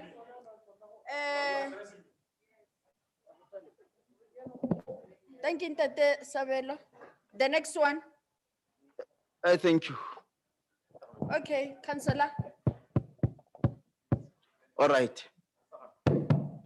No, just before the councillor, Just just before the councillor, can we agree, facilitator, that you set the limit of time?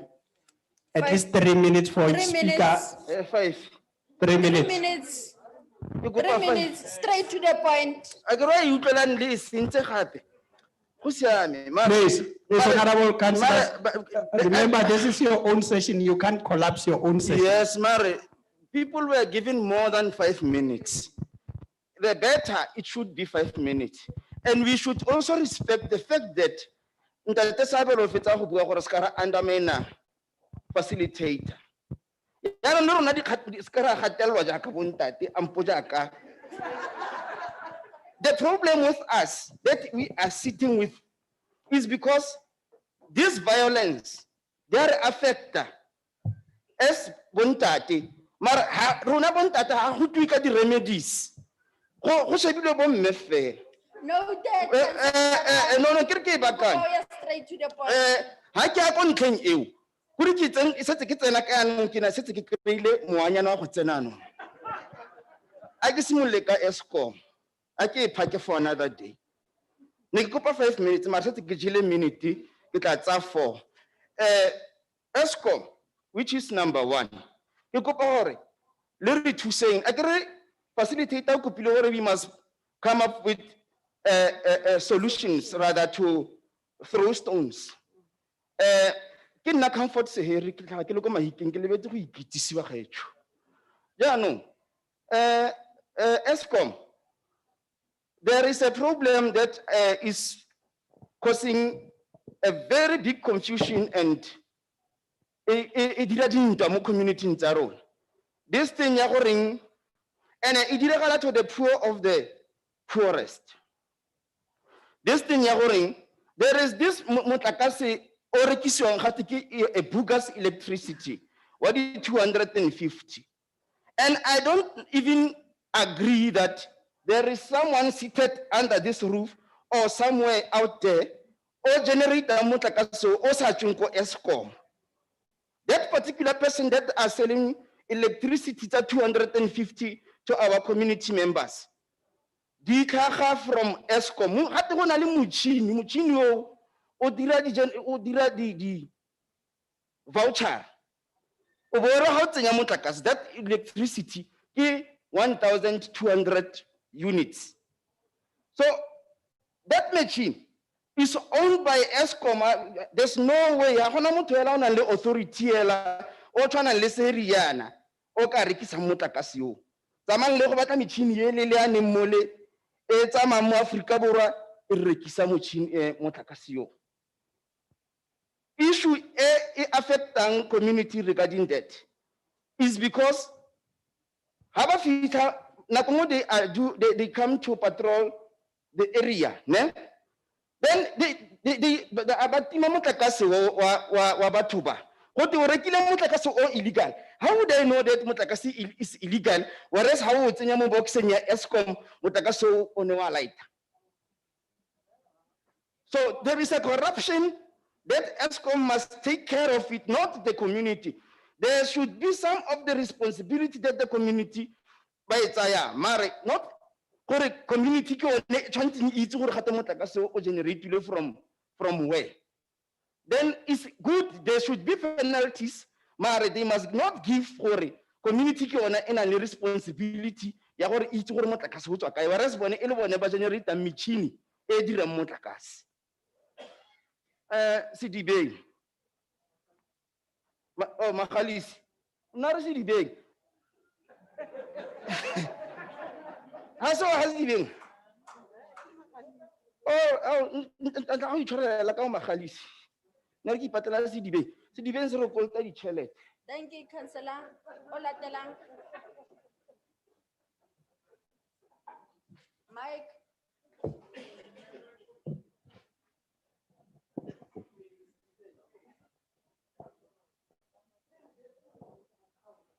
No, thank you very much, Chairperson. Chairperson, I'm covered partly ki di bui tse dintsi tse di fetsang go feta leina la ka ke Themba Gasialao. Kopa fela go tsena mo issue tse pedi tse tharo and then ke kgona go boela go morago.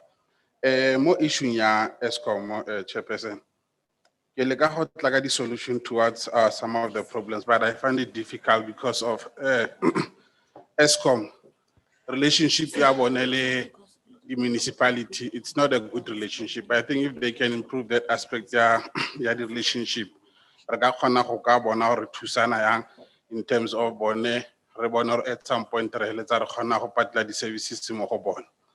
This thing ya the illegal connection ke edela mo go re se re ntsa bua ka yona motlakase o rekisiwang teng ra itse gore ya iragala Eskom. Ke tla boa ke boela go community ya ka. The last time Eskom ha e tla go checka the legal connection go the household was 10 years back. But then se iragala go gore they appoint service providers le gore di tswa go ha re di itse, but ha di tsena wherever they go in ha ba thusi Eskom ka go resolve the solution because of Eskom ha e bo ya go checka gore America o ba appointileng di service provider ya gore the legal connection di sanate mo di household ha ba monitor that process. So immediately la o etsa go tsena mo next door ra boa gape re the legal connection. So if maybe Eskom ka le ka go check into that thing ya go monitor America ha ba ntshitse mo di community tsa rona. And then the other thing e ke boneng gore e tla esa motivate ba yalo is the infrastructure ya Eskom. It's of it. So if Eskom could try to improve infrastructure, like for instance, the street lights, or now and then they are hanging immediately la di pula di phefo di etsa hot. Baagi ba heletsa bana le bothata.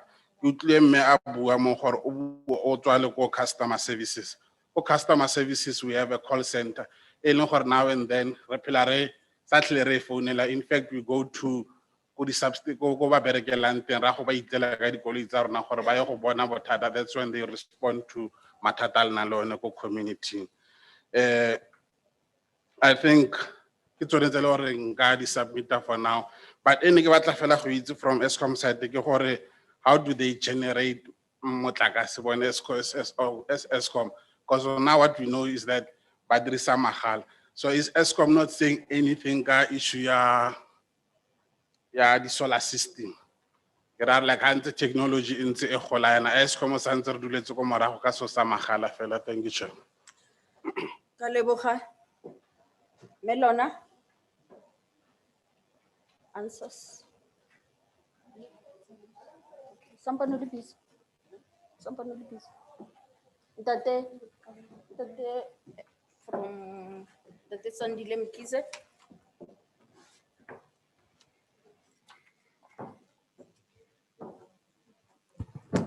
Thank you, Program Director. Thank you for the questions. I hope I'll be able to address all of them the way they came. There was an issue, the first question that the Siabelo is why government is taking all the money to the water boards when the water boards are not plowing back to the community. I think this question, you look at it's a policy issue to say the water boards are developed in terms of the certain legislation with a certain specific role and responsibility. We are governed by the Water Services Act and the Public Finance Management Act, PFMA. Those two are governing us. And when you look at Section 29, it says the role of a water board is to provide water services in the area where it operates. Who determines the area? The Minister of Water and Sanitation determines the area where the water boards operate. So once the area has been gazetted and that role has been given by the legislation to the water board, we have no obligation but to provide water in that area of supply where the Gazette says we must operate. Maybe if I can then look at plowing back. As I've said, that as a water board, we are governed by two sets of legislation. PFMA says a water board is Schedule 3B of a government entity, is a government business enterprise. It has to be run like a business. So we don't receive any allocation from the fiscus. Even the grants that municipalities receive, even the equitable share allocations, we don't. So every money that the water board has, it must generate it from the tariffs that it charges its consumers, which are the municipalities and private customers. But what water boards does is that in the area of their supply, they engage with the municipalities and we identify jointly the projects and programs that we can implement to deal with issues of water conservation and demand management. And those programs are packaged in a form of a CSI program. And that CSI, we then implement, we are, the budget, unfortunately, you find that it's a limiting factor to say how much we can spend per municipality. So we decide we have 9 water authorities that we are supplying as Makhalis water. And we need to look at how we can ensure that every year we accommodate all 9 water authorities in terms of a CSI program in their area of supply. So when you have a budget of about 4 million, 5 million, you can see that is not enough. We had even decided in terms of our policy as Makhalis Water to say we will implement the program on a rotational basis so that we can have programs that are having impact on the recipient municipalities, rather than to have a piecemeal approach in terms of a CSI. There was also an issue of water runoff from the catchment to say why are the water not collected so that there will be less reliance on the bulk supply by the water board. South Africa as a policy direction has started implementing rainwater harvesting as one of the measures to reduce the reliance on bulk water supply. But when you are implementing that policy, it says that you have to look at the type of the structure where you are putting your JoJo tank, even the roofing, the gutter system that collects water. There has been time where the Department of Water and Sanitation, as the responsible authority for water resources in the country, has been running or rolling out the program of installing gutters where you have formal structures and installing JoJo tanks so that there will be a water collection. But as I've stated, that we are facing a situation of a drought. You find that some of the JoJo tanks, they stand for months at end without having water because there are no enough rains that are coming. And you find that now in South Africa, it's about 3 months period, which is a rainy season, instead of having a rainy season over a period of 6 months. So you can see that the impact of climate change is even affecting the strategy of using rainwater collection or rainwater harvesting as a means of making sure that there is no much reliance on the bulk water supply provision.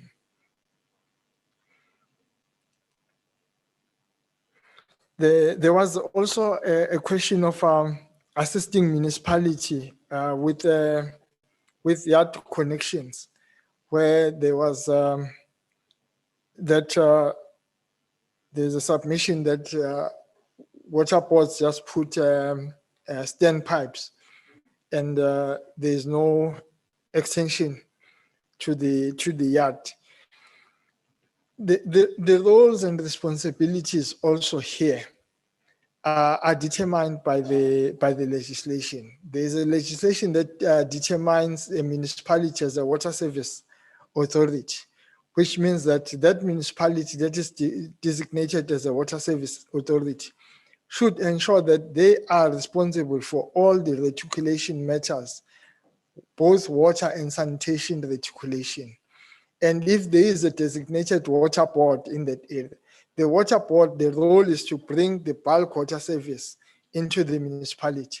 The reticulation becomes the responsibility of the municipality. Sometimes, because of these roles not being clear, you find that there is a friction between the water board and the municipality, where the municipality expects that when there are problems in the reticulation system, the water board should intervene. And when things are going well, then the water board should stick with issues of providing bulk into the municipality. When you look at the current setup, you find that the infrastructure quality is not the same. You find that the municipality may be running a infrastructure that has aged, and also maybe you find that it's an asbestos piping type of infrastructure. When you get water in such an infrastructure, you'll find that although the water arrived at the municipality compliant in all respects in terms of the SANS standard, once it starts to get into this infrastructure, it deteriorates. What you can see is that when you have a situation like that, you find that a certain area within the municipality supplied by the same water board is having an issue of water quality, yet other areas, even within the same municipality, does not have those issues of water quality. Then it tells you that the infrastructure level and standard is not the same within the municipality. There is a need to then look at how do we implement an infrastructure upgrade so that when the water arrives, it gets to the tap, to the consumer at the point at which it was produced at the plant. The second question was asked by Kevin Johnson. It relates to the CSI, to say how do we assist municipalities. I've already answered on this question as I was talking about the CSI, that there is a policy in place as Makalis Water, I don't know about other water boards, and we engage the municipality before we can implement any corporate social investment initiatives. We don't impose CSI on the municipality, but it becomes a joint initiative that we agree upfront.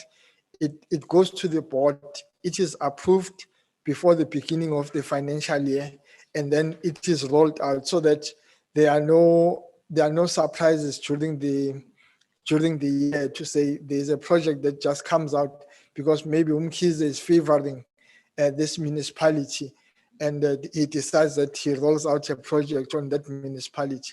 So the board controls how the CSI is rolled out by ensuring that the CSI is approved upfront, and then it's recorded and it's part of the scorecard of the water board that we sign with the minister as part of the shareholder compact. There was questions from Councillor Moses Kotan at the Jafta.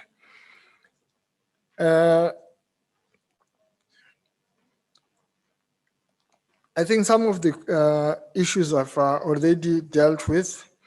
I acknowledge that the MM is here. We'll arrange a meeting. In fact, we were supposed to meet on Friday, but certain things came up. We will meet. We have already discussed during the tea time with the MM and at the Litwalo that we will meet and we will deal with some of the issues, but also to give Councillor the comfort.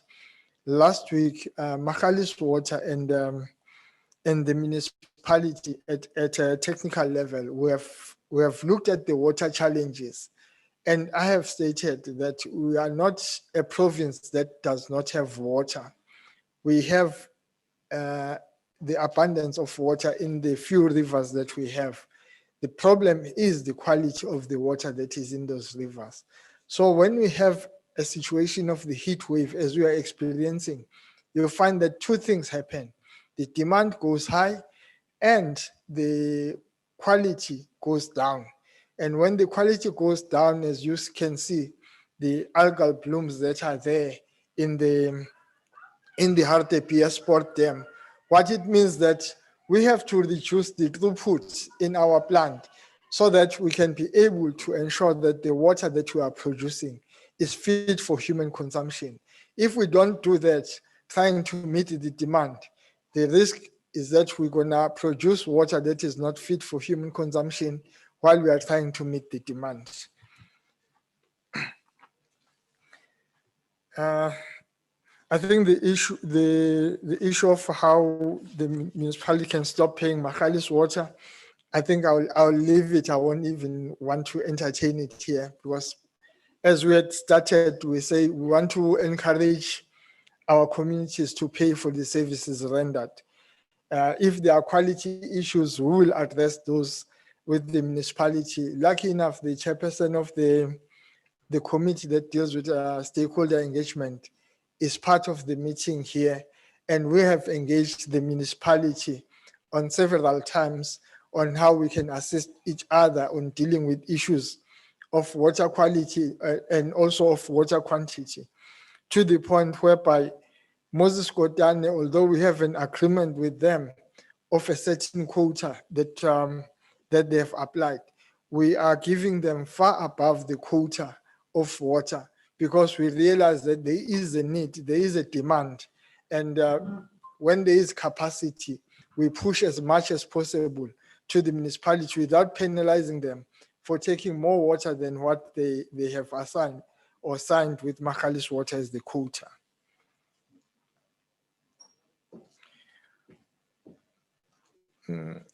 There was a question by Councillor Alfred from Ramutsi Moila municipality in Zerast to say how the water board can assist municipality to fix aging infrastructure.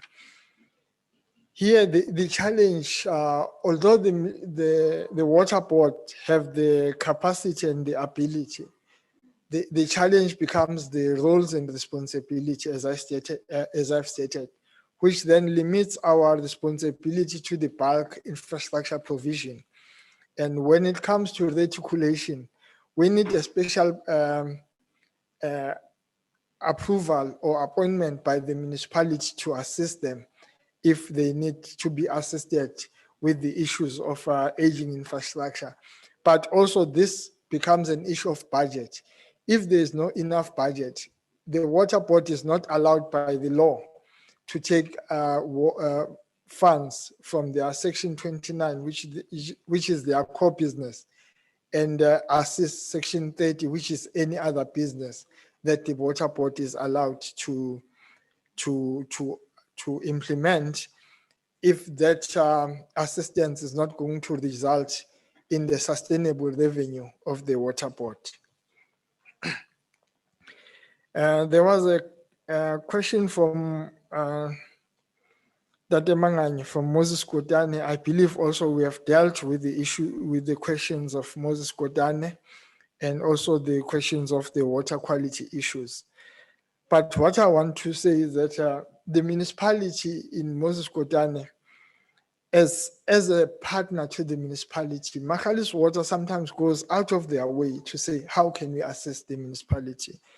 If I remember in the area ya Hoshimabe, in Mabeskral, of Moses just upgraded the infrastructure, but the municipality that was running the pump station to Hoshimabe's place did not have capacity to upgrade the infrastructure. We entered into an agreement with the municipality.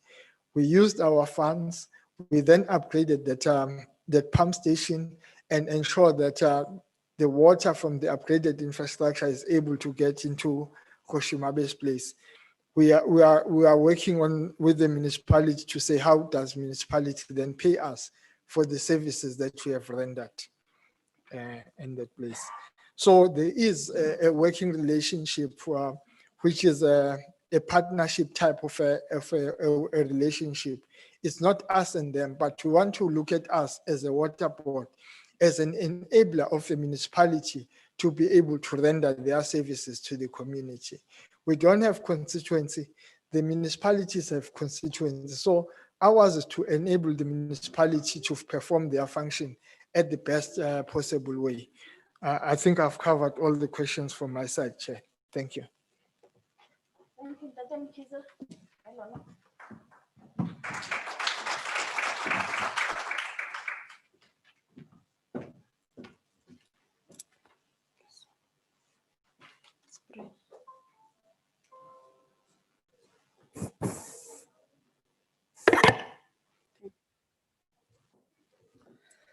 Okay, I will start with the questions that were asked by from Trogwe. I forgot the name.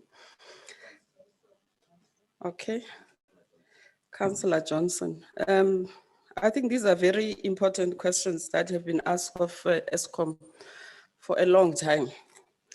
But I think the policy makers are letting us down here because it's a legacy issue that ESCOM is supplying communities that are within the municipalities.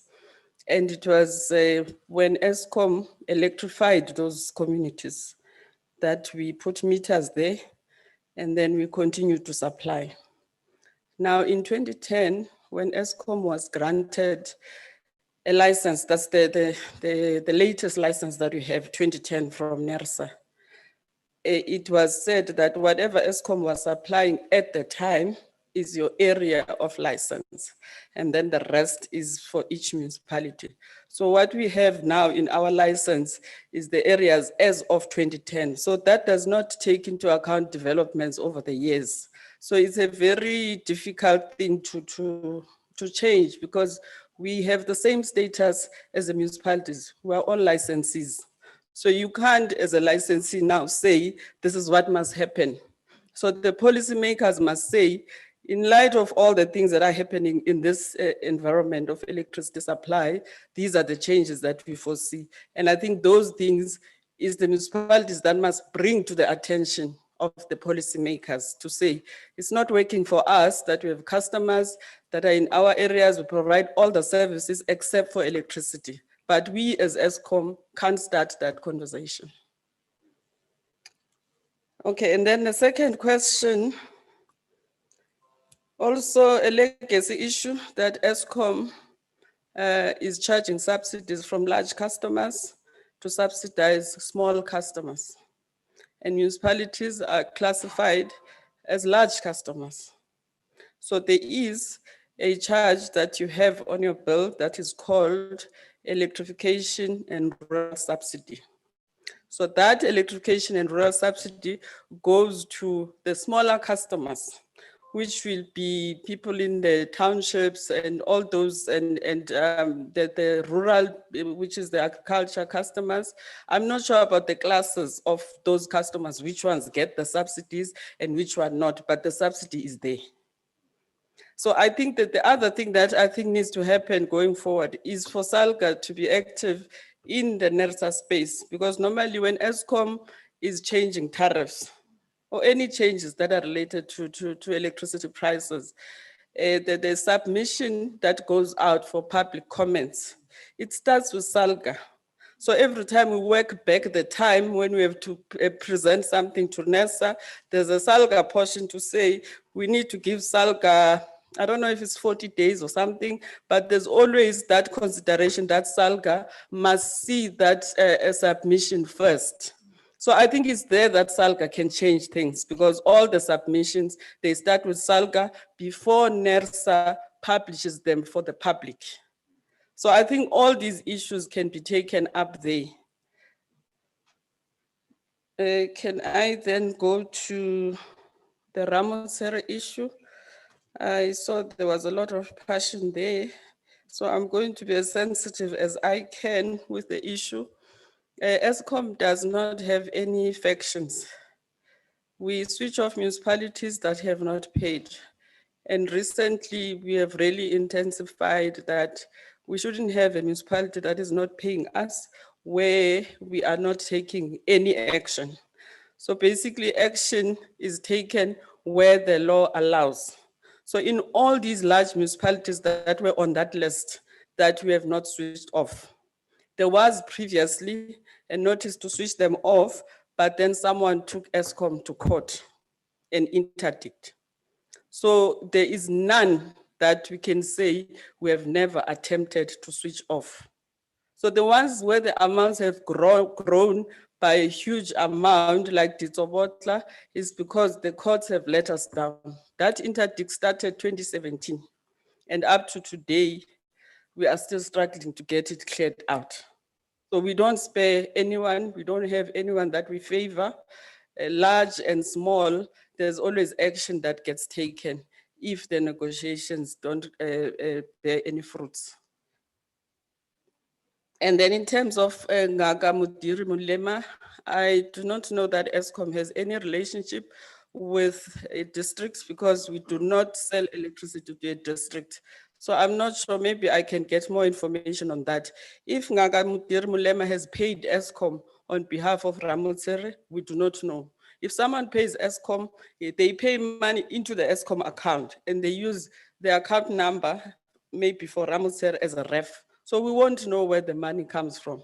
So I'm not aware, as I'm standing here, that we have any relationship with Ngaga Mudiri Mulema, but I can find out. We can talk maybe during the break. And the part where you say you have 2 accounts at ESCOM, most municipalities have more than 1 account, which is what happened when they applied for supply to ESCOM many years ago, before we even, I even started working at ESCOM in 1996.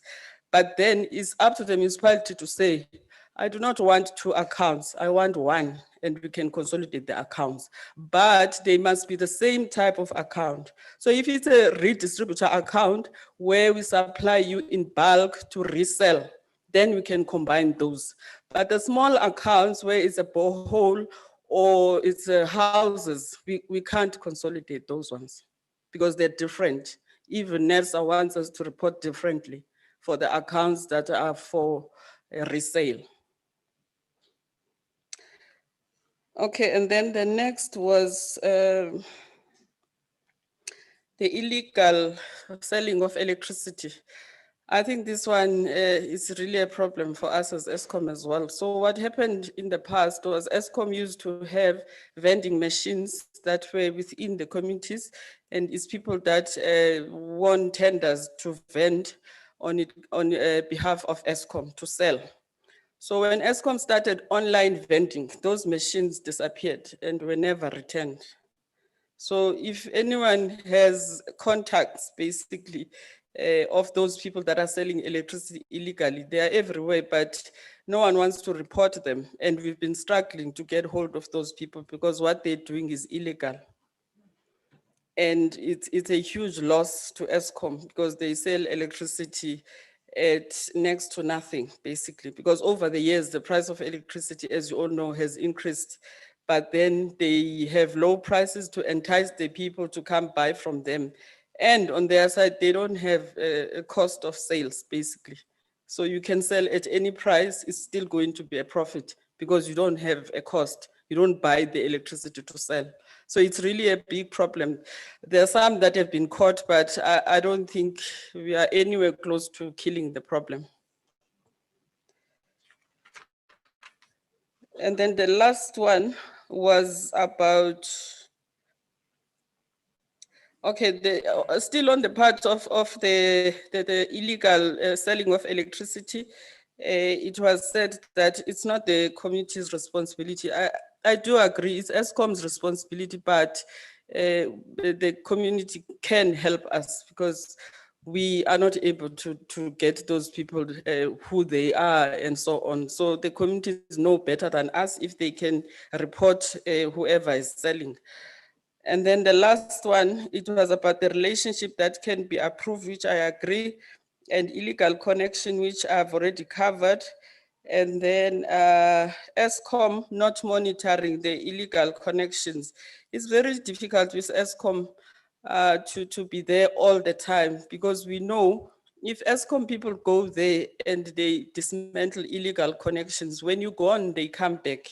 And we don't have the resources to be there all the time. I think all utilities are suffering the same problems. Municipalities, I've seen with City of Joburg, they go there with police and they dismantle the illegal connections, but we don't know whether that's the end of it because there are people in the communities that make money out of connecting people illegally. And then the old infrastructure, I think maybe we can have more details on that. And the call center is also one of our biggest problems. The service there is not where it's supposed to be. So ESCOM has created an option of SMS to report faults and emails, and we are going full steam in trying to clear those SMSs and emails. But then I think when you don't have electricity, you don't trust that an email is gonna get you a response. It's better to talk to someone. But for now, with the storms that are going on in the country, the call center is really overwhelmed. So we're urging communities then to use all means of getting ESCOM. And there's also some communication that we're putting every now and then to communities that the whole area is out of electricity to say, these are the estimated times of restoring electricity. And then the part about solar energy, I don't know how to respond to that. I think ESCOM is at strategy level, it's not something that has been implemented yet, thinking about ways to augment the revenue that we are not really getting to the extent that ESCOM can be sustainable to get into selling other forms of electricity, but it's not something that we are doing yet. But I think NERSA has some sort of framework where you can generate your own energy, like the independent power producers. I'm not sure about the details, but there is framework on how it can be done. Thank you, facilitator. I think that's all. Unless there's questions on something that I have left out, I tried to cover as much as possible.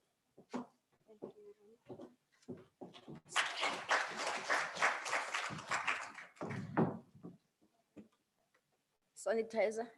Ke a leboga, bagolo. Let me, good question.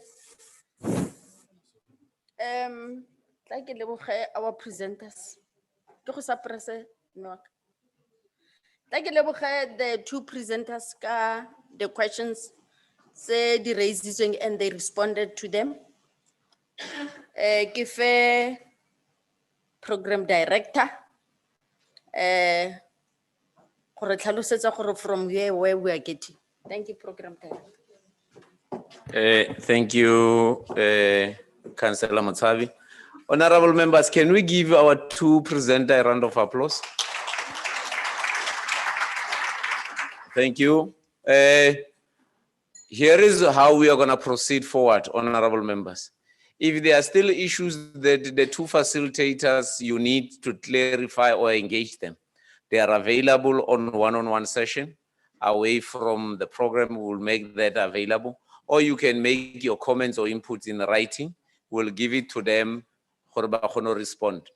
But from here, honorable members, it's now 5 to 3. We are going to go for a lunch, which will take 40 minutes. We'll have to be back at 20 to 4, which is 15:40.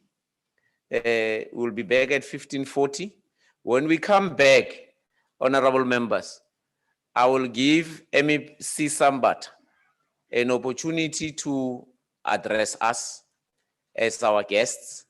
MEC Sambat, one of the things that we wanted to come out of this discussion was plans on helping municipalities to be financially sustainable. Most of councillors have raised their frustrations, which relate to their day-to-day challenges at their municipality. One of those challenges including your department's operations and how do we help these municipalities to be self-sustainable. One of the things that we wanted to do is that at the outcome of this discussion, how do we financially assist these municipalities to be self-reliant? How do we then improve or run a campaign that is improving responsible citizenry, where people pay for services rendered?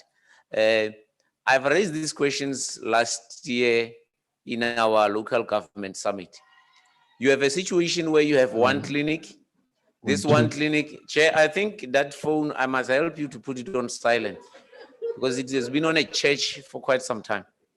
Now, MEC, you are stuck with a situation where you have foreign nationals, some of them are not documented. They are placing a burden on the benefits and the needs of our communities because they still need water, they still need medication, they still need all these services that our municipalities must render. Now, we would need guidance of the leadership from the Provincial Executive Committee on what plans do they have to help these municipalities, because when communities are not happy, they knock in the doorstep of a councillor, they knock in the doorstep of the municipality. We would really, honorable members, wish to get out of this assembly, not with problems, not with a lot of talk shop, but with tangible solutions to the problems. We don't want to sit and criticize one another to a point where we don't benefit nothing. Our wish is that the outcome must bear fruits, must find solutions to the day-to-day challenges, so that when I report back to the office, I will be able to say, these are the solutions that are provided by the members' assembly. Yes, thanks. because session, I would request that we must not leave session here when we have not said, address the issues raised by Ntate Nyamane. Is when it's said in a meeting that we are going to switch off and 1, 2, 3, and we leave it like that. It creates an impression that we've agreed with the switching off part. I request that we close off by saying the chair should initiate a meeting, an urgent meeting with the MEC Coxter. It is possible that we can even meet after hours and address this, because when we say it like here, we have various mayors who are having the same problem. I can imagine what kind of a government would be projecting ourselves if we had to switch off during COVID, co-health, education and all of that. So it would create a bad impression. I just wanted to Thank you. caution that so that it's said in the meeting.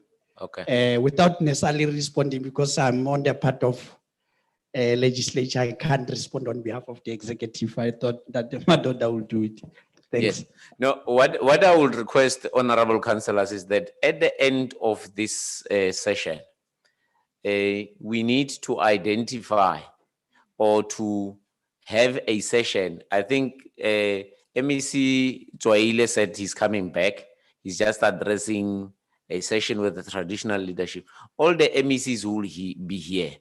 Would request all the mayors and the leadership of municipalities with the same challenges confronted their institutions such as Ramotsirumul to maybe have a small session with the chair where SALGA is able to be a mediatory body on these challenges and try to find each other.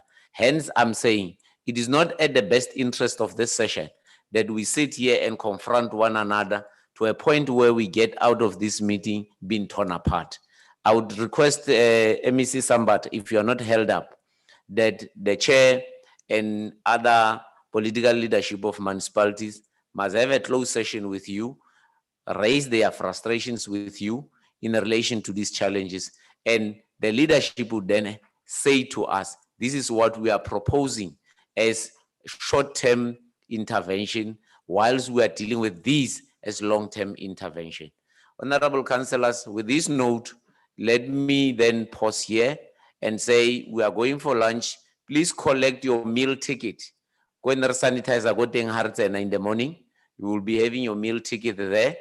And then the chair, Honorable Motswana, and our guest will then be ushered into the media room. If there's nothing arranged there, then I'm requesting that they be allowed to take the first, what we call it, the first plates on the line so that they get the food, but some lining, and then allow all our members. Thank you. MEC Sambata. MEC Sambata will greet us when we come back. I know. MEC Babata go bona ba reng ba go bona wa pere khiti mo mafaratlhatlheng go tono ra ga bo.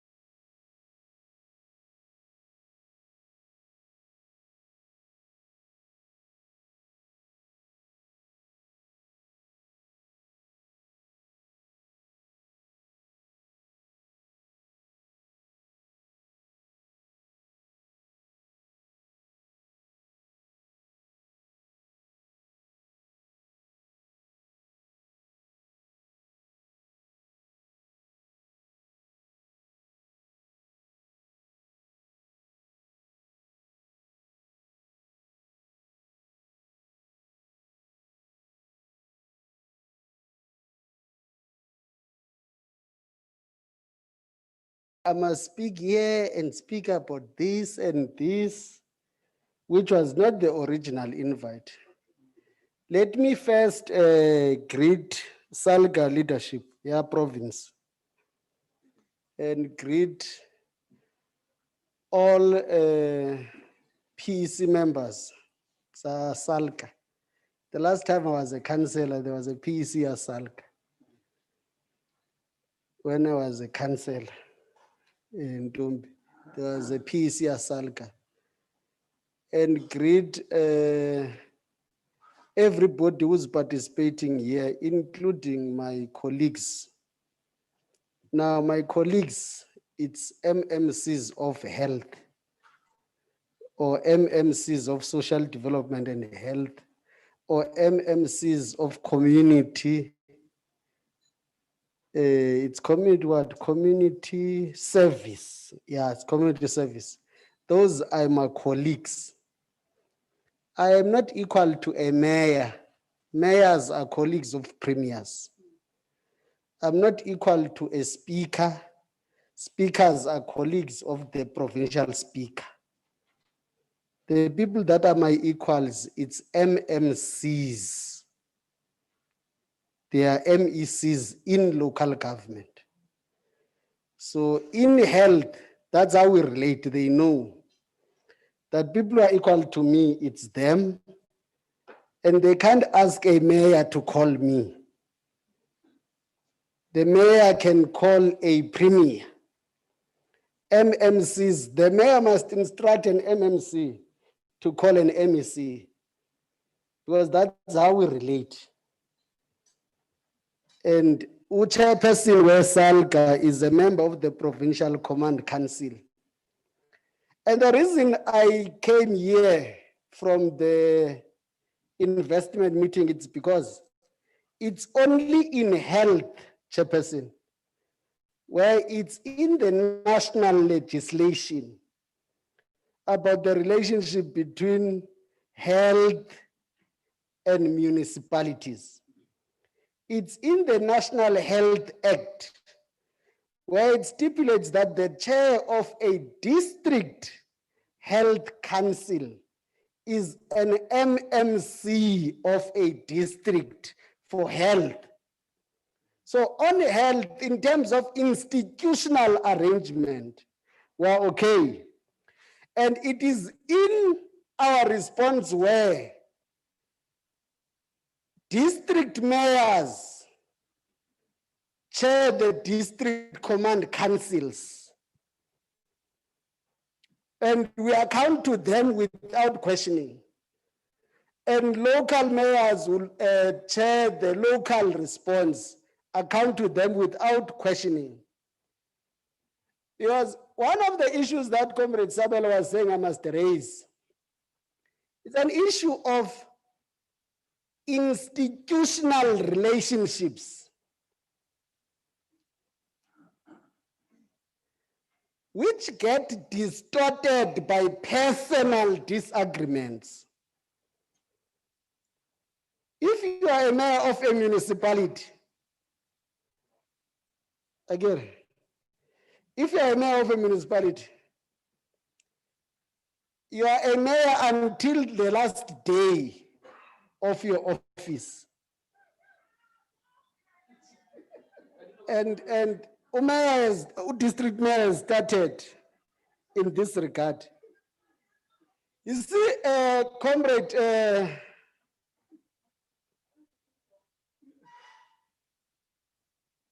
Honorable Chairperson of the Portfolio Committee,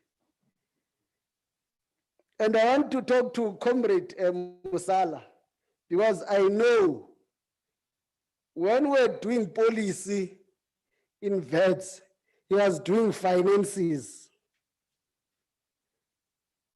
He was doing finances with London Business School. If you talk of ESCOM, because one of our responsibilities is to identify policy gaps. One of the dominant feeders in ESCOM for electricity, it's coal. 98% of the electricity generation in South Africa still relies in coal. And the reason why it's that, there was a question about solar. The reason why it's that, it's because of how IPPs were conceptualized. It's because of how IPPs were conceptualized. Because IPPs were meant to close the gap of availability of alternative and green electricity. The conceptualization was too much on how individuals would make money out of IPPs. Not on the IPPs becoming a future solution for electrification in the country. Now, they are very expensive as they are conceptualized. And they don't even compete closer with coal, which is not a clean energy in terms of environmental perspectives. Now, in the process, when Eskom was started, Eskom owned coal mines, because what happens is that a mine, ya coal, before it gets started, it gets a guarantee, ya contract in Eskom. It's not only Tegeta, all coal mines, they get a coal supply guarantee. So you are told, you can operate the coal mine. We will buy your coal. Here is the amount upon which we'll buy your coal. Literally, Eskom is starting coal mines. If you look to reality, they don't have to move around and look for business. They know it's a guarantee from Eskom. They're going to get coal. Now, when that happens, then there's a coal contract, supply contract. It stipulates the quality of coal. You can even look to health. We have coal suppliers for boilers. We stipulate you shall supply us with grade A coal. What they do? They supply us with grade C of coal. It has an impact to the life of a boiler. It also has an impact on possibilities of sustainability. Yet you then pay grade A chairperson, portfolio committee. Now, in Eskom and in electrification, here is the problem. Coal is in demand outside South Africa, especially in China. Raw coal is in demand. What happens is that a mine that is contracted to Eskom, which is 5 kilometers away from Eskom, the mining coal. They mine coal and they take coal to Richards Bay coal terminus in KZN. It queues there for 3 months for exportation. They don't care because the money they are going to get from exporting that coal far surpasses the money they are going to get from delivering the coal to Eskom. When Eskom runs out of coal piles, they are reducing. Even if it is a minimal rain, it easily makes the coal wet. When the coal is wet, it can then be used. Then you have consequentially load shedding. What they do, these ones have a contract with, there's a penalty in the contract of R1 million for failure of supply. They pay you R1 million and say there's nothing you can do. I did not give you coal, but I paid you R1 million. Consequences are ESCOM runs out of expected coal. And yet that coal is not yet outside South Africa. It's stewing here in Richards Bay for 3 months. Consequences of that, ESCOM is going to be run on that regard. It's one issue that we must look to when we are going to the ANC policy conference. Issue ya dominance of coal in the supply of electricity, both environmentally and in terms of sustainability of ESCOM. Environmentally, it also has an impact on water availability. Coal mines uses too much water and they don't run out of water, coal mines. Yet a municipality next door will not have supply of water. But coal mines have a permanent supply. It's like in electricity. There's no day when a mine has no electricity. And yet next door, that's why if you use, for instance, you use Ogni, Val Reefs is permanently on. It's a mine area. Just next door, there's load shedding. But in a mine, it's permanently on. Next door, there's load shedding. It's like on the issue that we are talking about, but we are touching and moving. The issue of supply of water from Mulatedi Dam. We're not like other provinces because we preoccupied too much with what makes us differ compared to what might unite us in terms of service delivery. Issue of Mulatedi Dam, we make it's a touch and go. It's a dam in Northwest, for God's sake. It supplies people in Botswana. We are not talking about it being rediverted. Supply both. Keep supplying people of Botswana and supply South Africa on the same dam. It's like if you're saying it must supply Moses Kotane, just Moses Kotane where it is. You are talking about something that you are told that this one is daydreaming. But you're not told that that's daydreaming. You also have Taung Dam, which was never meant to supply water to anybody. Because originally, De Beers was hiding diamonds in the dam. Yes, its original purpose was to hide diamonds, not to supply even people of Taung. It was not meant for that. That's why infrastructure to supply a community, it's very expensive on design because the design was not meant to take water to anybody. It was meant that that would have been a permanent place owned by De Beers. That's why if you check De Beers and check in the mining, deep mining equipments in South Africa are 99% owned by De Beers because they're the first ones to mine in waters.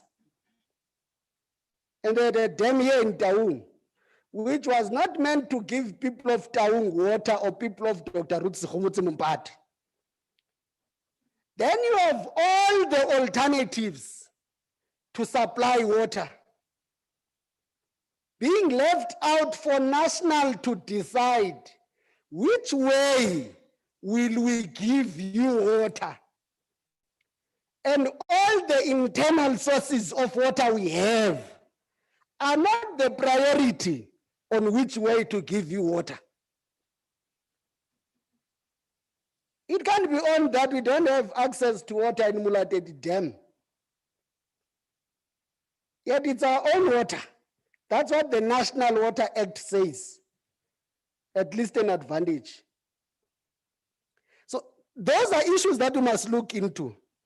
But the issue I want us to talk to about, you can talk about municipalities raising money, this and that. Who are you going to raise money from? Because the revenue base of working individuals is reducing on daily basis. The revenue base of working individuals, it's reducing. When Statistics South Africa tells us about unemployment and poverty, at least we know on the reduction of unemployment, it has direct impact to rates of municipalities. But we also know the increase on poverty should be having, Chair, an increase on revenue for municipalities through the element, indigent cover. But that does not go equal. This one grows of people unemployed and poverty level. But the source of income in indigent support does not grow. On two grounds. It does not grow because we're not paying too much attention in some instances as municipalities. But two, it does not grow because we have not made it a central element of revenue. If you remember, and this is the problem where you are cajoled on the basis of a national discipline. What had happened when there was regional councils, which had even more powers to raise taxes in actual fact, regional councils. They raised monies more than the district municipalities today. Regional services councils, regional levies. When that was changed by the national government, remember, we were not happy. At least those of us who served in the regional councils on the ANC side were not happy. But the problem is that we could not disagree with an ANC policy perspective. And as a result of that, though we knew that district municipalities as conceptualized are not going to be able to raise money compared to the level regional councils were raising at that time, even supported by law, Regional Council Services Levy Act. We kept quiet. Only 2 municipalities in KZN under IFP went to court. And they won. We celebrated. When they won, we celebrated. But we knew that the conceptualization of district municipalities was never going to help, especially on an element of cover up for municipalities whose revenue base is very low. So when we discuss about financial viability of municipalities, we must be discussing about the structures that we have currently of municipalities.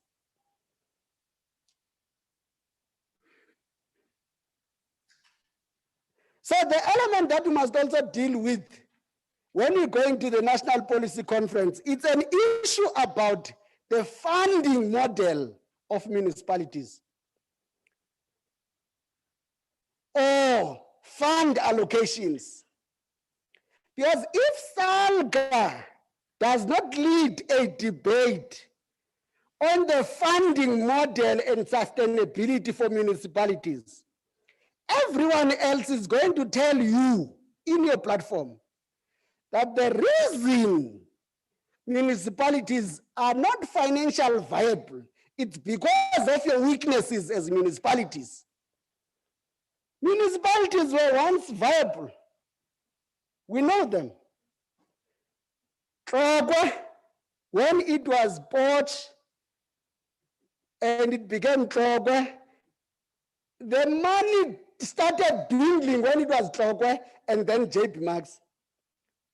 Madibeng is one of them. It was once financial viable. Matlosana is one of them. Rustenburg is one of them. They are financially viable. As to the reasons for the deterioration, and these municipalities can't be made similar. So you can't make Matlosana similar to Makwasi. It can't be.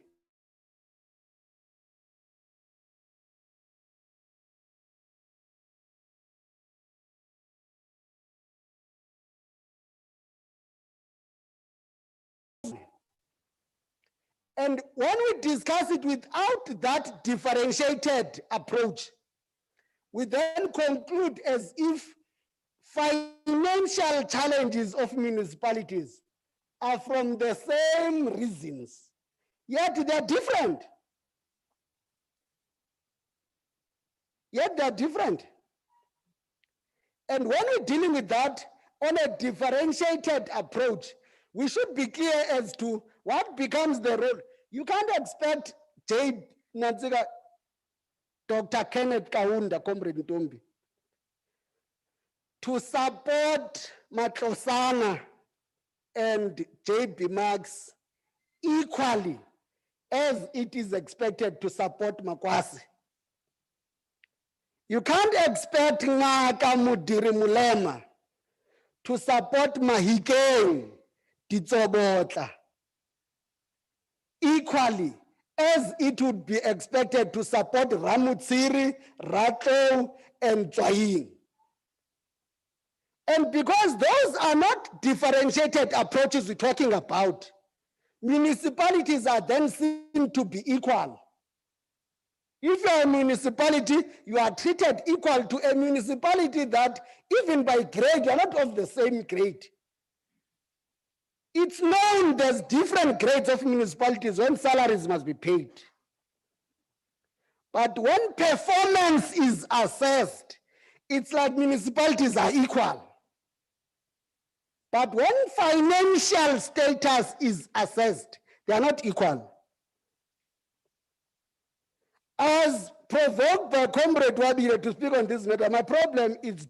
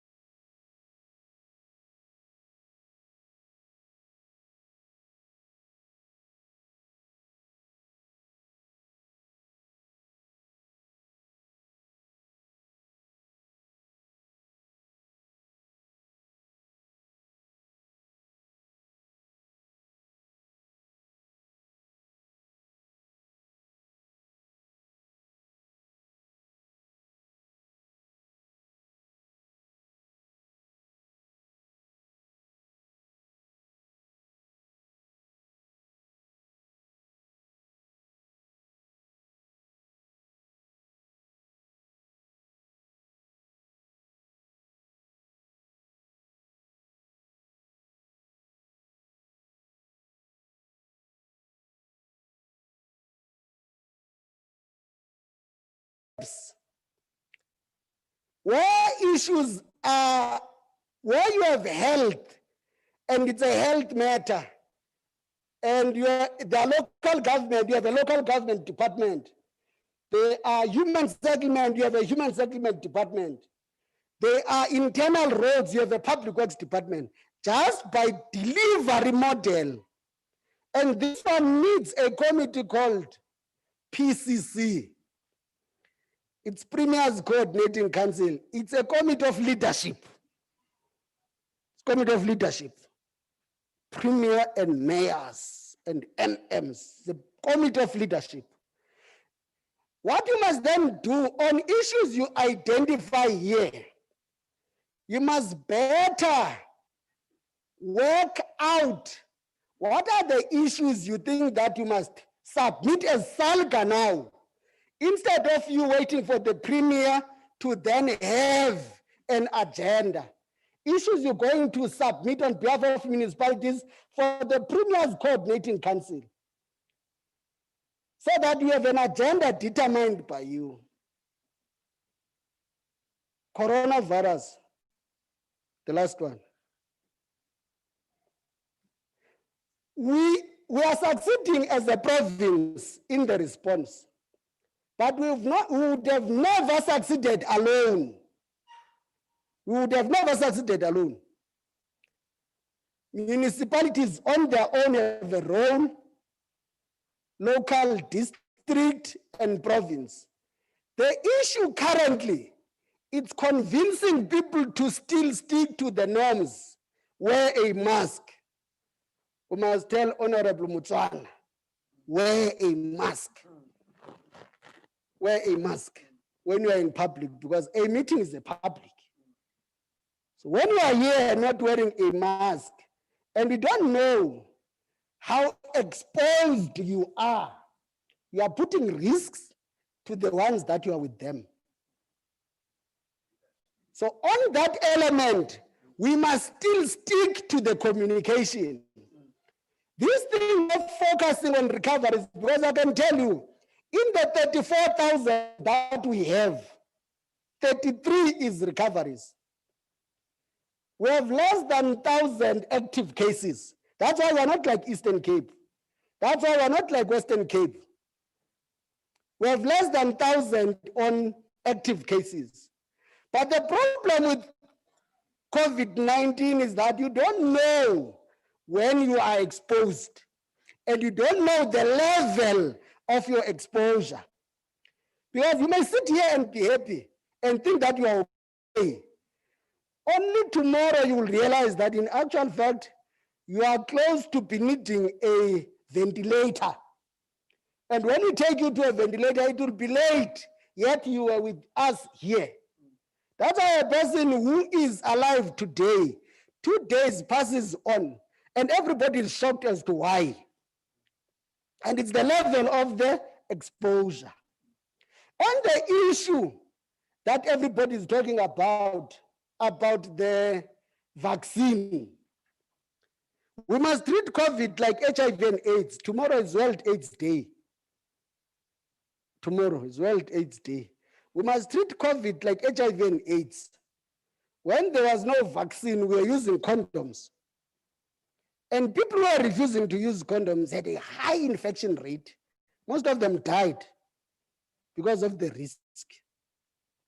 We must use social distance. We must use masks. We must use etiquettes, including washing hands and everything, so that we don't expose ourselves. It's worse to people who have comorbidities. If you have comorbidities, it is going to kill you. 99% of its death is on people with comorbidities. It therefore means that 82% that is mild tells the risk when you have. But 99% of people who die, it's people with comorbidities. It hates to find a person with an immune system challenged. So our behaviors, but the problem with South Africans is that they like giving their health over to government. They don't trust themselves about their health. They trust government more than themselves. In fact, they only remember that there's COVID when they see a soldier or a policeman. Yo, COVID. But the actual fact behaviors suggest that it's not in COVID period. Other than that, comrades, I think that the challenge would be, how do you package, Comrade Sabel, how do you package issues of the challenges facing municipalities? We must not make it a chorus. Remember, if you don't package it properly, we are going to local government elections next year. We are handing over a challenge to councillors that are going to be elected. If we package it properly, they must find a pile of suggested solutions and approaches to deal with that. Where you are old, like Councillor Nyaman was saying, and I know you like health facilities each time you want to raise money. Yes, you have a municipality that is owed for 3 months by Department of Health. But when the municipality needs money now, it threatens to close the hospital because they know we're not going to agree. It's patience there. The same people who elected him, he wants to cut energy supply when they're in a bed and they need an energy, which is electricity. He says we'll close, cut down or supply to this hospital. It's his people from his ward. If we had turned them back before admitting, he would have insulted on us. But the issue of owing is correct, that jointly with the provincial government, like it's primarily done, Department of Local Government and Department of Finance. In each EXCO, they present which department owes which municipality how much. It's a matter that we must jointly manage, but don't use health facilities to quickly raise money because there are patients there. But we must also not owe you deliberately. That's an issue that we are committed to. Thank you very much, Chair. Okay. Can I make a request? Can we all stand up? Just take off our jackets. If it's, I never said clap hands, Wabile. Just take off our jackets and swing our bodies a little bit. Take our hands on the sideways and a bit up and a bit up. Okay. Let's just go with our waist down. Rekobe mukotla, roko bolle. Rekobe mukotla, roko bolle.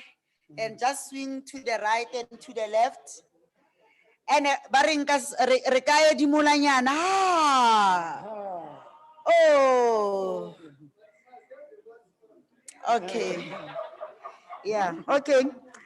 Yeah. No, I'm happy. After the MEC of Health has spoken, we needed to take some health exercise just to make sure. And I can see councillors are enjoying. Sometimes it's good, but when you want to fight your upper fat body just behind your shoulder blades, now and then you do it like this, so that it helps you to build your upper arms and reduce your upper fat. So it's those easy exercises that we can do. Ladies and gentlemen, let's give Honorable Madoda a round of applause. Now, can I request that all of us, Ntate Johnson, you may just sit a little bit just to give a few suggestions. One, can we agree that the next session is going to start now? It's 16:45 and it will end at 17:15. Okay, including all the panel discussions and everything. Then from 17:15 to 17:45, it will be in Tate Nyamani's session. And then from 17:50, we will then go to this session of the program, which is the interactive session 5. And the items that we are going to take, let's note them. We are going to take that whole item 16, item 16, You don't have Mara. Kanti Salga staff, what are you doing?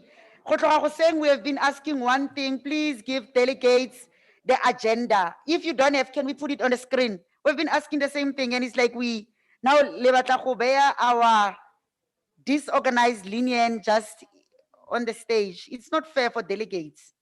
Come on, when we want municipalities to pay levies, we're sitting on their neck, but you can't even give a sample. Put it here on the screen.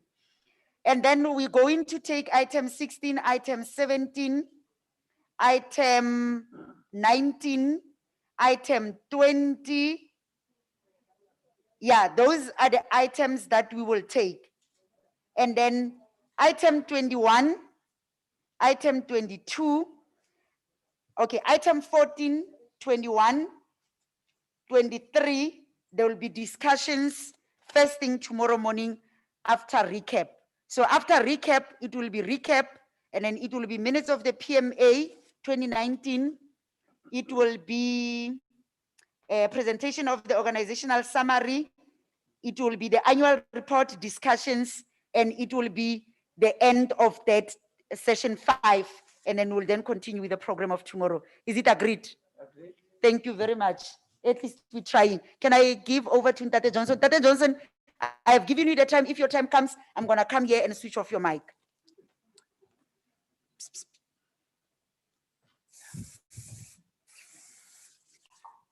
Thank you very much, Chairperson. I don't think there will be a need. Good afternoon, ladies and gentlemen. Let me observe all protocols because I don't want to miss out anyone. MEC Madoda Sambata, I could not help to sit here and conclude that your input is very much relevant, it's thought-provoking, it's informative, and this is exactly the kind of input that we need at a session that is currently being facilitated by the Honorable Premier on how and what to look for on how to rebuild the economy of this province. That is the kind of input that we need. Thank you very much for sharing that thought-provoking information with us. Can we give him another round of applause, please? Ladies and gentlemen, where's the program? I've already...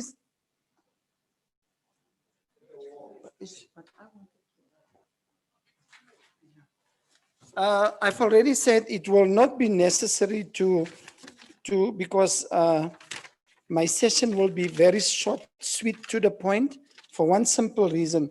We know the issues that we are supposed to look at.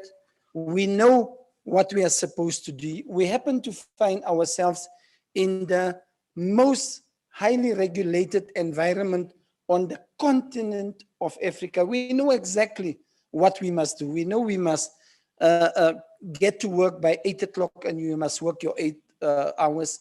We know we must make sure that there's water. We know we must make sure that there's sanitation, waste collection. We know everything. So with those few words, you are most welcome to this session. Can I get the panel members on the stage?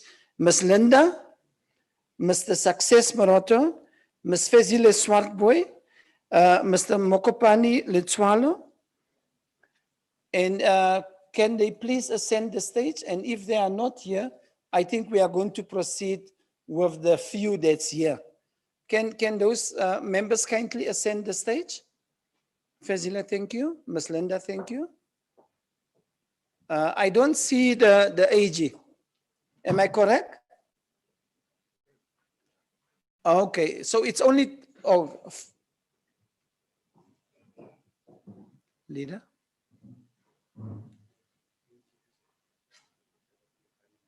No problem, no problem.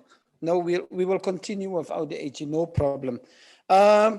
Ladies and gentlemen, you can see what is the issues under discussions and all the anticipated outcomes. I'm going to request the 3 panel members that's on the stage to briefly, just for 5 minutes, share with us their inputs, highlight, and it's going to be an interactive session. We have already agreed that your question and the response should not exceed 3 minutes. Can we start? Who wants to start? Can we give beauty? Oslenda, ladies, please come. Thank you. Yeah. I don't have to sanitize. Okay, thank you.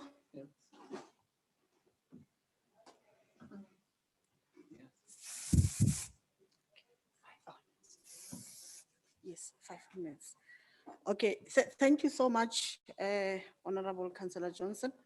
Mine is very simple. My emphasis will be on how best do we put a strategy to improve the audit outcomes in our municipalities. Like the chair of the session has indicated, we are converted, we know what is expected out of us, we are highly legislated. MFMA has clear regulations on what needs to be done. For me, improved audit outcome, it's not a function of finance, it's a collaborative effort. So if you put up a strategy, it has to be a collaborative approach in a sense that in a municipal environment, you definitely have those that are charging with governance, oversight and monitoring. So if everybody does their work in terms of what is their legislative role or mandate, you have administration that is driving, the implementation at operational level.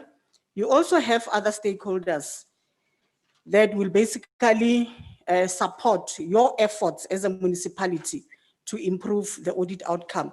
So they are not doing it for you. You have a strategy, they support the strategy together with the municipality.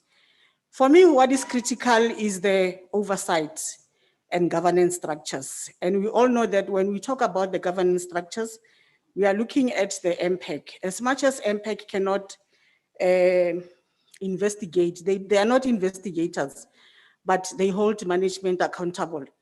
They also hold anyone that is responsible for the operations to be accountable. Audit committee is there as an advisory to provide advisory to the municipality. Your portfolio committees on a day-to-day, they are responsible to ensure that what management does, there is oversight on a monthly basis. So for me, these structures, they need to work together. And we don't want a situation where one of the structure will be saying, I'm not the one who's pressing the button. But at the end of the day, you have to hold the person that is pressing the button accountability. The other one that I wanted to focus on is the assurance providers within an organization. If you have your internal audit, if you have management that will give assurance to council that in terms of the day-to-day operations, we are almost there. So for me, this is what needs to happen. And when I go to at a technical level, for you to get a clean audit, you need to go back to basics.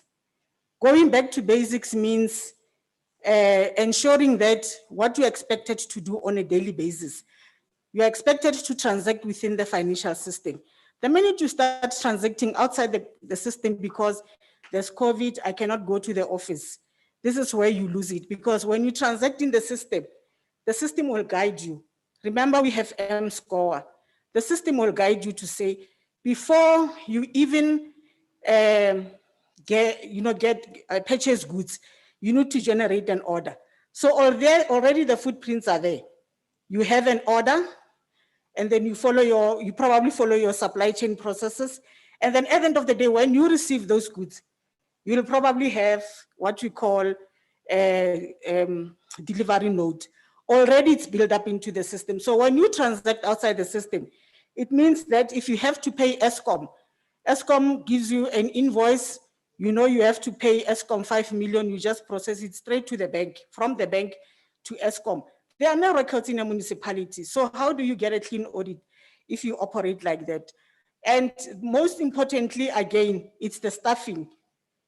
The people are driving the processes. So if you have the right people to drive the processes and ensure that at the end of the day, everyone that is supposed to drive the process has the ability, has the skill, has the desire, is also ambitious in the sense that at some point that person would want to be escalated to a certain level. You know, for me, it is a good thing. So continuous development of your staffing in terms of audit reporting, in terms of audit outcomes, for me is one of the key elements. So I'm gonna pause there and leave some for my colleagues to address it. Thank you.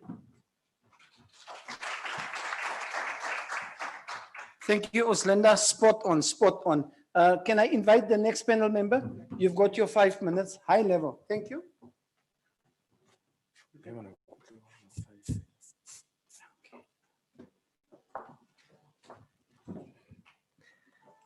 Thank you, Chairperson. I'll be very, very, very brief. Mine is just to communicate the resolution of the SALGA National Executive Committee sitting at the 18th of June 2020, whereby they were considering the presentation by the Auditor General, may his soul rest in peace. On that meeting, SALGA resolved that to approve that SALGA communicate directly with the mayors and accounting officers of municipalities who has transgressed in terms of relevant legislation. We have already communicated with the mayors with regarding to the audit outcome. Colleagues, you'll recall that Section 131 of the Municipal Finance Management Act, it says that the municipality must address all issues raised by the Auditor General. It further says that the mayor of the municipalities must ensure that the subsection is taken into consideration. The reason we are communicating directly with the mayors. The NEC further resolved that a multidisciplinary audit steering committee be formed between the SALGA Provincial Treasury to map out a concrete way forward in improving the financial management in our municipalities. And then all municipalities be requested to draw a response plan. That one, it's required by the Municipal Finance Management Act. It further says that a skills assessment be conducted in the finance officers to make sure that we have the relevant people in the finance department. Senior managers at municipalities to be subjected to professional bodies in their field, in their profession, to help to monitor the conduct around the financial management. A session be held with the MPEC to address their oversight capabilities and to assist where there is a lack of. The municipal councils be encouraged to seek assistance from SALGA on financial management challenges, and this be done through a council resolution. It further says that the Department of Labor be approached to provide a database to assist in verifying the financial status of indigent in our municipalities. Once the outcome is released, a circular be sent to all affected municipalities to sharply raise concern on the deteriorating status of financial management. The National Treasury be encouraged to implement what is it empowered to do with regard to the financial management. Oslinda, SALGA also encourages you that you must implement Section 216 to all municipalities who are not complying with the law. It is the resolution of SALGA NEC to investigate all the financial misconduct against the accounting officers. If the investigation warrants such a step, the disciplinary action must be taken. To provide progress update in all the investigation undertaken and conclude as per the findings of the Auditor General. The accounting officers must report to the South African Police Services all cases of alleged in terms of irregular expenditure that constitute a criminal offense. A municipality must recover all the UIFW. The National Treasury must intervene on any payments due by an organ of state to the municipality in respect of municipal tax for municipal services.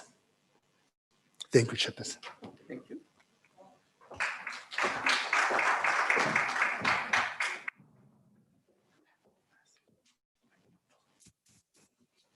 Lisa. 5 minutes. Thanks, Program Director. Executive Mayor, MECs, all protocol observed. My brief presentation will commence from where Auslinda has left it. Our brief was to share with the Assembly about Moses Kotane as a case study towards an improved audit opinion. I think summarily, Chair, what we may need to share is that for the 16-17, 17-18 financial years, consecutively Moses Kotane has received a disclaimer audit opinion. And it's only in the 18-19 financial year that we showed an improvement towards getting a qualification. But in short, there are critical or material findings which has led us to receiving consecutive disclaimers, which ranges from your PPE, supply and property and equipment, matters relating to revenue, compliance, and then expenditure. You'll realize that when it comes to PPE, it has an impact on our asset register. In the 16-17, we were unable to produce what the AG could refer as an asset register. In the 17-18, our asset register was prepared and we had a disparity in terms of the opening and the closing balances on our asset register. So immediately after the 17-18 audit process, management took a decision to start to prepare for the 18-19 financial year audit. In that regard, we requested the Auditor General to come and do an interim audit of our AFS in preparation for the 18-19. An exercise that started in April of 2019. I think that has contributed a great deal to us showing an improvement, in the sense that we had a lot of time, 2.5 months before we prepared our final AFS, for us to clarify and clear some of the issues. We requested the AG Chair to focus on matters that have an impact on the audit report. We didn't mind about the management report, and those were our big ticket issues. And subsequently, with the appetite of the leadership and other structures charged with governance, we have seen council taking decisions and resolving to revisit some of the decisions that we took in the past to address some of the findings. And the appetite was also shown by the municipality to investigate a UIFW register, which dates back to 2012-13, cumulatively, which goes into over R500 million. To date, Chair, we have processed and written off an unauthorized expenditure amounting to over 300 million. Of course, it relates to non-cash items. We are currently in the second phase of our investigations to deal with the rest of the aspects of the UIFW. On the side of the regular expenditure, in excess of 28 million was processed and written off. We have recovered to date a slow pace, of course, but we have started the process to recover. We have recovered around 38,000 as we are trying to implement the consequence management. And lastly, Chair, we have institutionalized PAP. We have institutionalized PAP and established a committee referred to as OPCA Operation Clean Audit Committee, which sits bi-weekly, and it's composed of all the directors and the HOUs. With the role of consultants that are there, they also assist the management in terms of clarifying, dealing with some of the issues that need to be cleared. So in short, Chair, those are some of the things that we have noted as progressive on our side. For the current financial audit, in terms of our readiness, we have repeated the same exercise we did in the 18-19. AG has been on site since May to assist with the interim audit. And we believe that having made ourselves ready, we were in a position to say we are ready for the 1920 audit period. Thank you very much.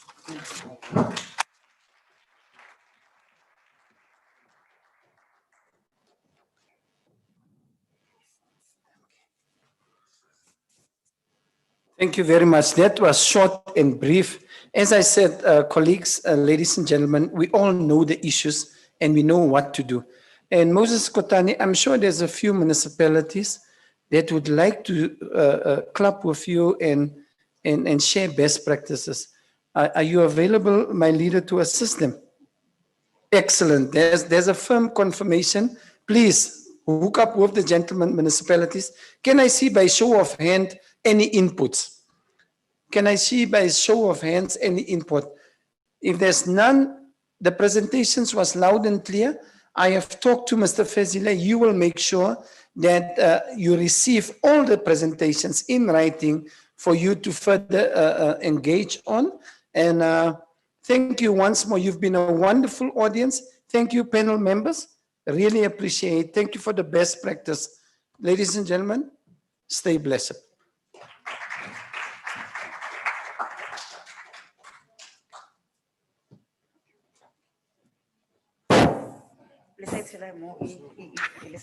Don't bring it too close, it's a noise. Thank you very much, panel, and thank you very much, facilitator Tate Kelvin. Colleagues, in terms of our program, the item that is supposed to be coming in is interactive session 4, which there is an indication that the entire panel is not here. They are therefore requesting that it should be moved to tomorrow morning. Are we agreeing? However, Chair, as the PMA, we must take note that today we actually did not start late. If you're moving the whole item to tomorrow, then it means we have to bring our starting time a bit earlier. So it means we should be starting by 8:30 tomorrow so that we can accommodate this other item. Are we in agreement to start 8:30 tomorrow? Okay, thank you very much. And then when we go to interactive session 5, according to the agenda, we're supposed to be dealing with the accreditation and the condonation of our PMA. Now, I just want to confirm, ke kopa the credentials report, please. According to our credentials report, that's my cell phone. According to our credentials report and the directives of SALGA, in terms of convening this Provincial Members Assembly in line with Article 23.1 of SALGA Constitution, which indicates that the Provincial Members Assembly should be convened at least once in a year, which is referred to as a PMA, and the meeting should correlate. And of course, the quorum goes with the qualification of members paying their levies, and it has been a challenge throughout. But nonetheless, we are the last province to convene our PMA in preparation to the NMA. Now, let me do a roll call before I present the credentials. In terms of the municipalities who were invited, we've got Bojanala. When I call the municipality, can I see by the show of hands? Bojanala District Municipality. Thank you very much. City of Matlosana. Secretariat, I'm sure you are helping me, PO, APDO. Yes, Ditsobotla Local Municipality. Dr. Kenneth Kaunda District Municipality. Dr. Ruth Sekhumutsi Mompati. Greater Taung Local Municipality. What are they doing outside? Can I request that the APDO, because this is the most important part that ensures that we've got a legitimate PMA. Kagisano Molopo Local Municipality. Kheteng local municipality, Lekwatemaneng local municipality, Lekwatemane local municipality, Madibeng local municipality, Mahikeng local municipality, Bakontle. Can I request that we ask them to come just to join us only for this item and then, yes.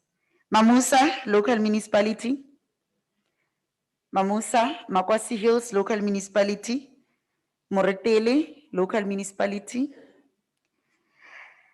Okay, now we need to get it right as well. Remember when we are to adopt the credentials, it has to be in line with the SALGA directives that it has to be done by the executive mayor. Now, when I ask, and I would expect to see a combination of both councillors and officials, as the condonation and the acceptance of the credentials requires to be done by mayors. Moses Kotane, local municipality. We welcome you, Comrade Hazel. You know, we've got a new speaker from the box, Comrade Hazel. Can we give him a round of applause? Naledi local municipality, Naledi, Nakamudiri Mulema, district municipality, Ramotsiri Muilwa, thank you. Ratlou, local municipality, Rustenburg, hosting municipality, Rustenburg. JB Max, local municipality, and Tswaying, local municipality. So the expected number of municipalities in good standing, it's 14. Accordingly, I see APDO here, you have written 6 in terms of those who are present, and 56 delegates and 64 registered. Now, in terms of the adoption of the credentials of the 12 municipalities that were expected, we're supposed to be standing at 50+1 for our meeting to be constitutionally assembled. Now that we've got 6 municipalities, am I counting correct?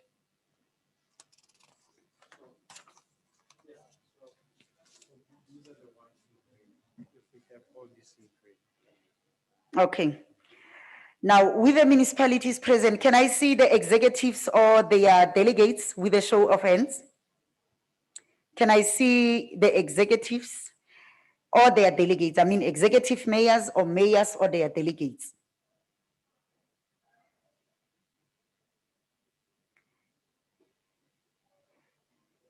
Chairperson, ke kopa o shebe just around the house so that you direct me accordingly.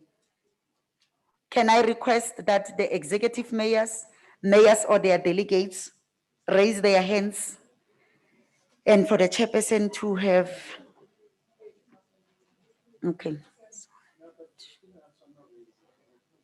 Yes. 1, 2, 3, 4. 6.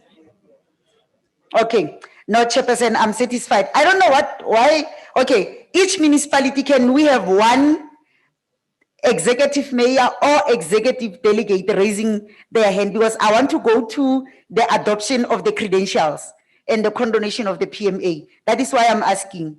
Can I have per municipality one executive or the executive delegation? I know in other municipalities you will have acting mayors, which is okay, is the arrangement of that municipality. Can I have this side? There is one. Are we sorted? There is 2. Okay. Can I come this side? There is 3, 4, 5. Okay. There's 3, 4, 5, 6, 7. Can I have this side? 8, 9, 10. Okay. Now we've got 10, 11, 12, 13. Okay. Now, in terms of the constitution of SALGA, we have reached the 50+1, And in terms of our constitution, section 23.1, we are duly constituted. Can I therefore request that by a show of hand, a mover for the adoption of the credentials and a seconder as you say your name and a municipality you are coming from for record purpose? Okay. Okay.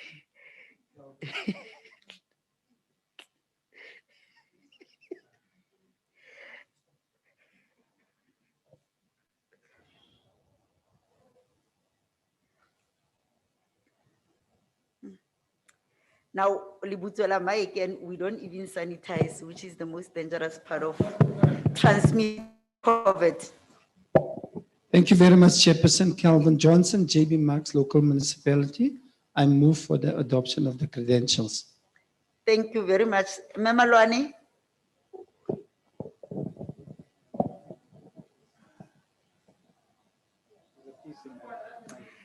Yeah, I wanted to be politically correct. I couldn't say it. Can I get a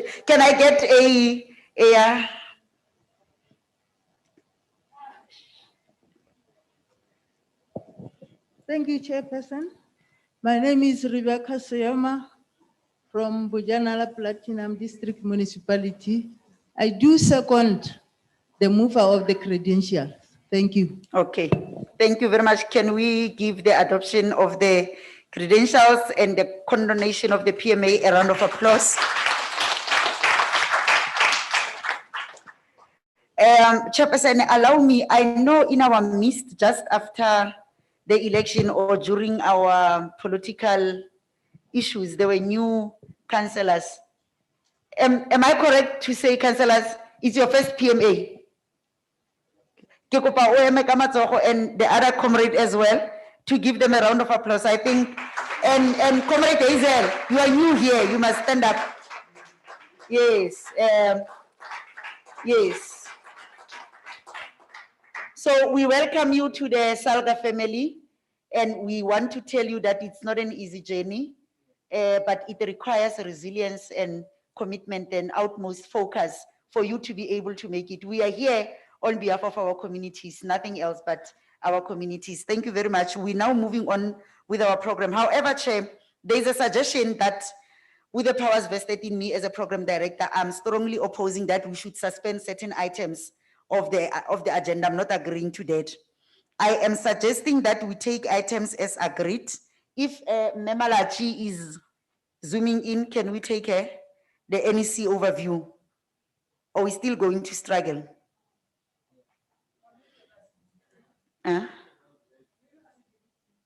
Oh, okay. Okay, Chair. Now we are supposed to receive your overview, Chair, report. Are you ready for that? You want to do it in the morning? And the organizational report as well. Okay, can we then take the annual report? At least let's take one item. We can't postpone everything for tomorrow. Colleagues, otherwise in the morning we'll have a very long day. Can we take the last item, which is the annual report, APDO 2019, 20, 21, and 22? Is it ready? With who? Or it's only now that you are checking with her?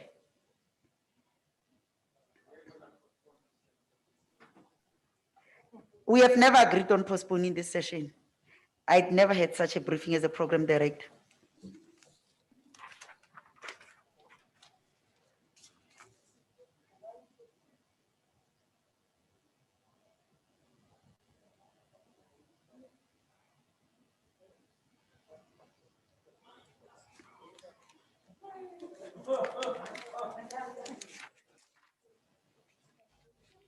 But Dibay is one of them.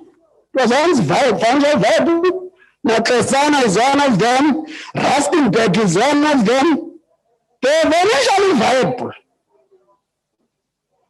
As to the reasons for the deterioration and These municipalities can't be made similar. So you can't make Matosano similar to Mokwasi.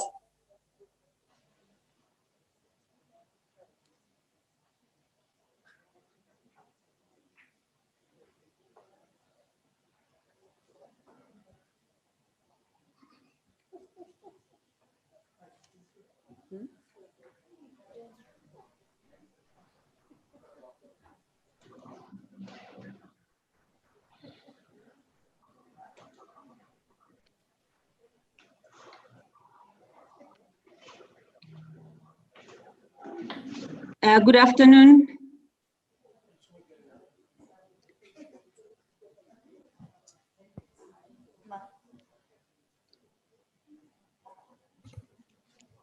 Hi, William. Can you hear me now? Okay, I'm not muted. You can hear me now. Equal as it is expected to support Mokwasi. You can't expect Naka Mudiri Mulema to support Mahikeng, Itsobota. Equally, as it would be expected to support Ramutsiri, Rato, and Jain. And because those are not differentiated approaches we're talking about, municipalities are then seen to be equal. Chairperson, I'm ready to present, but I hear as if there's somebody talking on the side, somebody talking about the credentials or... Municipalities, when salaries must be paid. But when performance is assessed, it's like municipalities are equal. Okay. But when financial status is assessed, they are not equal. Okay. As the comrade were here to speak on this, the 2020 annual report and proposed APPs for 21-20. Can hear you. You can hear me, but there's a... Yes, okay, I'll continue, but it's like there's a video that is playing. Can you hear me now? Yeah, okay, there we go. Thanks. Okay, all right, thank you. Chairperson, thank you very much, and we do apologize for the technical glitches. As I'm trying to speak, I hear a voice, it's like the pre-recording of the meeting is playing back from my side, so please forgive me for this. Let me first acknowledge the chairperson of the province, the program director, and all the mayors, executive mayors, councillors, speakers, municipal managers, all protocol observed. I'm going to present two presentations in one, and I'm not sure, Chairperson, what is my time limit, because this presentation is quite lengthy. I have already cut quite a number of slides because I was under the impression that I'm going to present after the chairperson has already spoken on his organizational report, as well as the acting PDO has presented his provincial performance. So my highlights was going to be at a very high level and not go into the detail of performance. I would like to still keep it that way, but still I think the presentation will take me more or less 45 to 50 minutes. Is that okay, Chairperson? Can I proceed? Let's agree in principle that you maintain the high level. Okay. Yes. All right. Thank you very much, Chairperson. The presentation is on the annual report of the previous financial year, as well as the program of action for the year that we are currently in, as well as the next financial year, which will be 2021-2022, as the final year of our strategic plan. The report is on the premise of the organization being a public entity, and therefore required by the PFMA to ensure that we provide our report and present it to our governance structures, but also report to our accounting authority, which is our National Department of COGTA. So as I'm reporting to you, the report, the annual report has already been tabled to Parliament, and the sitting was on the 10th of November, as well as the draft APP was also presented in Parliament. In terms of the organization as a public entity, as I've indicated, we have the planning framework that we follow, which stipulates how we need to get to our program of action, but also how do we monitor performance in between the period to make sure that we are holding ourselves accountable to what we had planned to do, and also ensure that we report accordingly. So the planning process basically looks at what we are currently busy with now. If you look at the policy development, the environmental analysis, we conduct an analysis of what are some of the trends or what are the issues that municipalities are struggling with that the organization needs to look into to make sure that they come up with interventions that will support municipalities. But also through the PMA's discussions, through our working groups, we also use those platforms, Chairperson, to source some of the issues that needs intervention. So out of the conference or the PMA resolutions, there will also be key resolutions that would therefore inform what will be our next annual performance plan in the next financial year. Once we have those environmental analysis, we also then develop what we will then call our key performance areas, key performance indicators, to then indicate annually what is it that the organization will be doing. And we put measures in place in terms of how we're going to measure those, how much budget or resources that will be required for us to be able to achieve those. And on a quarterly basis, we conduct in-year monitoring where we look at how far are we doing in implementing those. And at the end of the year as well, we develop an annual report, which then will indicate the performance for the financial year. Chairperson, in 2016, the National Conference approved a SALGA strategic plan, which we consisted of the 3 goals. If you look at the 3 goals, they were externally focused. Goal 1 was looking at sustainable, inclusive economic growth and special transformation. Goal 2, focusing on good governance and resilient municipal institution, while the 3rd goal was more on financial sustainability of local government and fiscal equity. Now, on an annual basis and quarterly basis, our performance is monitored against these 3 goals, as also with the associated strategic objectives under each of these strategic goals. Under goal 1, we have 4 strategic objectives. I won't go into details. In goal 2 as well, we had 4 strategic objectives and 3 objectives under goal 3. The year that I'm reporting on, 2019-2020, Chairperson, as I've indicated, had 3 goals, 11 strategic objectives. Of those, we had 25 outcomes and 39 associated key performance indicators, or what we will call them targets and outputs. So the report was based on those 39 key performance indicators. High-level performance, if you look at goal 1 with its 4 strategic objectives, performance over the past 3 years from the year 1 of the strategic plan. In year 1, we had issues with the first strategic objective, where we were not able to achieve all the targets that were scheduled under that particular goal. However, those have been brought forward and have been measures were put in place to make sure that we are on track.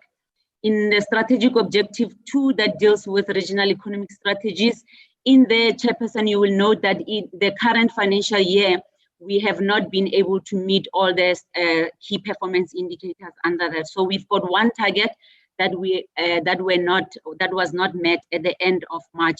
However, as we speak, the target has been fully achieved through measures that have been put in place to make sure that the target does not lag behind for a long period. So the target has now been put on track. But unfortunately, when we prepared the report, because the report is audited, it was as at 31st of March. So I still need to show it as it was not achieved at that particular time. On strategic objective 3, we are on track with all our targets. And the last strategic objective, only in year 2, we were not able to meet all the targets. And this year, those targets have been met. And also we have 4 strategic objectives, and all the strategic objectives, all the targets under those strategic objectives are on track. However, in year 1, the first 2 strategic objectives, we also had issues there that we were not able to meet those particular targets, but they are on track as we speak. In goal 3, that deals with financial sustainability of local government and fiscal equity, all the targets under the particular goal are on track. And we're moving quite nicely on this particular objective without any hassles. Chairperson, can I check that I'm still audible? Because there's this sound, so I don't have any feedback. Just, I do apologize for this. Just the thumbs up that I'm audible, I can continue. Okay. Thank you. Thank you, Chairperson. Out of the 3 strategic objectives, we also had internally focused activities that will look into how do we position ourselves as an organization, or how do we strengthen the organization to be able to achieve the 3 high-level outputs or objectives that have been agreed on. So as a result, we had a strategic enabler that was dealing with the effective and efficient administration, and in there, we're looking at issues of ICT, we're looking at issues of human resource, we're looking at issues of finance, supply chain processes, and under those activities or the key performance indicators, Chairperson, we're also progressing quite very well in terms of the planned targets, as well as the target on the strategic enabler that deals with improving the image of local government. And here it's about strategic profiling the sector, it's about marketing and communication, it's about knowledge management, generation, and research outputs that we produce. All those particular targets in that particular, in the strategic enabler, Chairperson, are on track.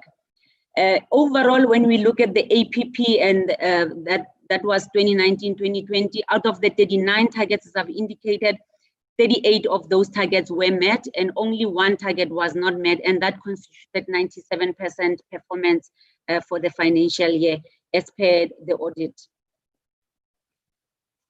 Then the 97%, when you look at it in terms of the 3 goals as well as the strategic enabler, you will see that under strategic goal 1, we had about 59% of the key performance indicators contributing to this goal 1. And the target that was not achieved was sitting under goal 1. As a result, the 3% that's not achieved is sitting there. And on the other goals, 28% in goal 2, 8% in goal 3, and the strategic enablers were taking 5% of our indicators, and all those are on track. When you look as well, the same information but projected in terms of our 6 mandates, you are able to see that we are doing very well in all the mandates, and the target, the 1 target that was not achieved was sitting under the mandate that deals with support and advice, and many of our targets are more on the support and advice, as the work that we do mainly is, or most of the time, is about providing support to municipalities to help them with interventions. About the target that was not achieved, Chairperson, was KPI number 14, which dealt with Special Transformation Index, which needed to be reviewed. And at the time, as I've indicated, around March 2020, we had not concluded the review process. Only a toolkit on neighborhood special transformation was developed. However, the Special Transformation Index have been reviewed and will be used now to measure special transformation performance in municipalities, and it will be piloted in the next financial year. Washing hands and everything. If we look at financial performance under the operating revenue, we had a budget of, or our costs were 676, while the expenditure was 669. And if you look at 2019, you see that there was a shortfall. And basically this shortfall was mainly because in 2019, there was no NMAs, and part of the revenue projection of 625 included NMA fees that would have been generated from membership subscriptions or payments to the participation in the NMA, or as for their participation. Because that event did not take place, there was therefore that particular shortfall. However, there were other revenue that SALGA receives in terms of the grant from the National Treasury, and that grant constitutes 5% of our budget, while 91% or 90% of our budget is mainly from membership levies. There's also some revenue that we receive from other exchange, non-exchange transactions, and those contributes towards about 3% of our revenue mix. If you look into the operating expenditure, majority of our expenditure is on program costs, so delivery of our programs, that's 54% of the budget goes into that, with 10% going to employee-related costs, and our operating expenses contributes towards 13%. Administrative overheads, which is your rental, your day-to-day running of the offices, those contribute 23% of our operating mix. In terms of the balance sheet, Chairperson, the organization is solvent with a solvency ratio rate of 1.8%, and it indicates an adequate asset coverage rate of about 58 cents in every 100. So the organization reflects a positive net asset of 215 million, and as compared to 175 million in the previous financial year. The membership levies, I think if you look into the overall organizational payment levels, the current year we're looking at around 80% membership levies, with the overall being 71%. So the current is the invoices that have been issued in the current year. Overall is the invoice that have been issued, plus some of the invoices that perhaps are still outstanding from the previous financial year. As I've indicated, this report, Chairperson, went through a full audit process, and the Auditor General looked into it and gave his opinion, and we are pleased to inform the PMA that for the eighth year, we have received a clean audit again with our 97% performance of all the key performance indicators. And some of the messages that the AG raised in his report is that this shows that there is strong leadership within the organization. There's also good oversight in terms of how we manage and hold the organization accountable, but also the governance processes within the organization, including the controls, shows indeed that they are well managed, and the management as well projects a very strong character, and those perhaps needs to be recommended as an organization that represents municipalities, and you know that there is trust in how we do business as an organization. High level from the Auditor General presentation, if you look into his report, you will see that most of his performance ratings are rated in green to show that there's quite improvement, or the performance has not actually deteriorated. So we're doing quite well as an organization. Not that there is no room for improvement year in, year out. Even though we get clean audit, he will still indicate some areas that we could actually do even better, even though those are not issues they're not major issues. It's just things that we can look into to improve the organization. Chairperson, the second part of this presentation, as I've indicated, will be the APP for the next financial year. And this emanates, as I've indicated previously, about the conference in 2016, where we taken a posture as an organization to focus our role as the protector to enforce the rights of local government, but also to constructively disrupt where the existing overall systems makes it impossible for local government to deliver on its mandate. So that cannot be changed, remains relevant even now as we plan for the last year of the strategy. You will recall that if following the elections, local government elections next year, we will convene provincial conferences and national conference where we will adopt a new strategic plan going forward. So this is the last plan for that particular strategy. The plan also is still built on the same challenges that we identified, and they continue to remain the same, even though the interventions perhaps that are required needs to be done or looked differently. But we're still looking at issues of capabilities, governance, and leadership in municipalities, fiscal policy and financial management, those remains challenges.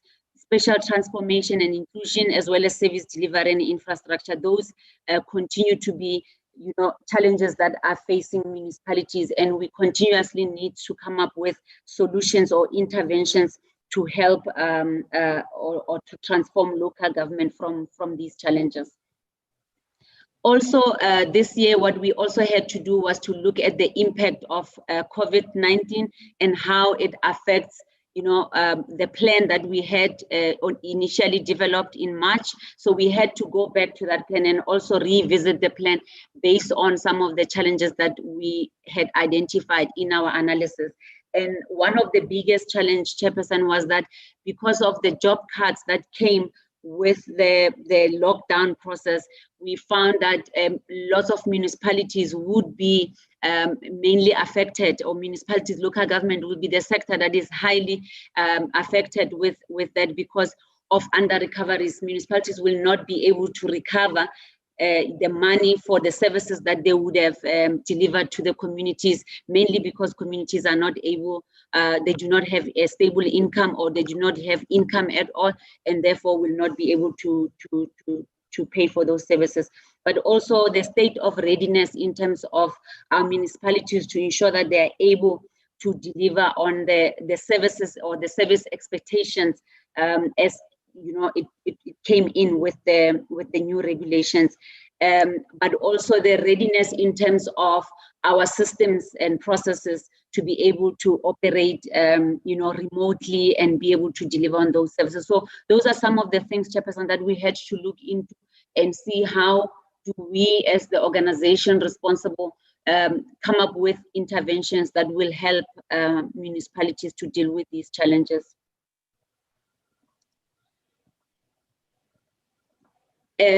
What we were required to do as part of the review process and with the COVID-19, the National Department of Planning and Monitoring also issued a directive that all organizations, whether government departments and public entities, we needed to go back and review our strategic plans. However, when we looked at our strategic plan, we found that our strategic plan was already in line with the review that was required. So how DPME wanted us to review was that they developed a new framework planning and a strategic plan and annual performance planning framework, which stipulated that organizations should move away from speaking the language of goals and language of strategic objectives. We need to start speaking outcomes. What are the impacts that we want to see? What are the outcomes that we want to see? Because with goals, we always plan for goals that we never see materialize. But if we look into what are the changes that we want to see after we have done these particular interventions, therefore, there is a belief that perhaps we might be able to measure differently and be able to produce better results than we used before. So as a result, we reviewed the plan and we came up with the 4 outcomes, and the first 3 outcomes are directly linked to the strategic goals as was in the strategy. And the 4th outcome, you will recall that there were strategic enablers that I presented. Those strategic enablers, all of them were consolidated into outcome 4, which deals with the effective and efficient administration support service for SALGA delivery of its own program. So the outcome 4 is an enabler to all the 3 externally focused outcomes. And out of the 4 outcomes, Chairperson, with the APP that was approved in March, we had 70 outputs in total, with associated targets, that 87 targets. And following the review, we still remained with 70 outputs, but emerged with quite a number of targets to a total of 109.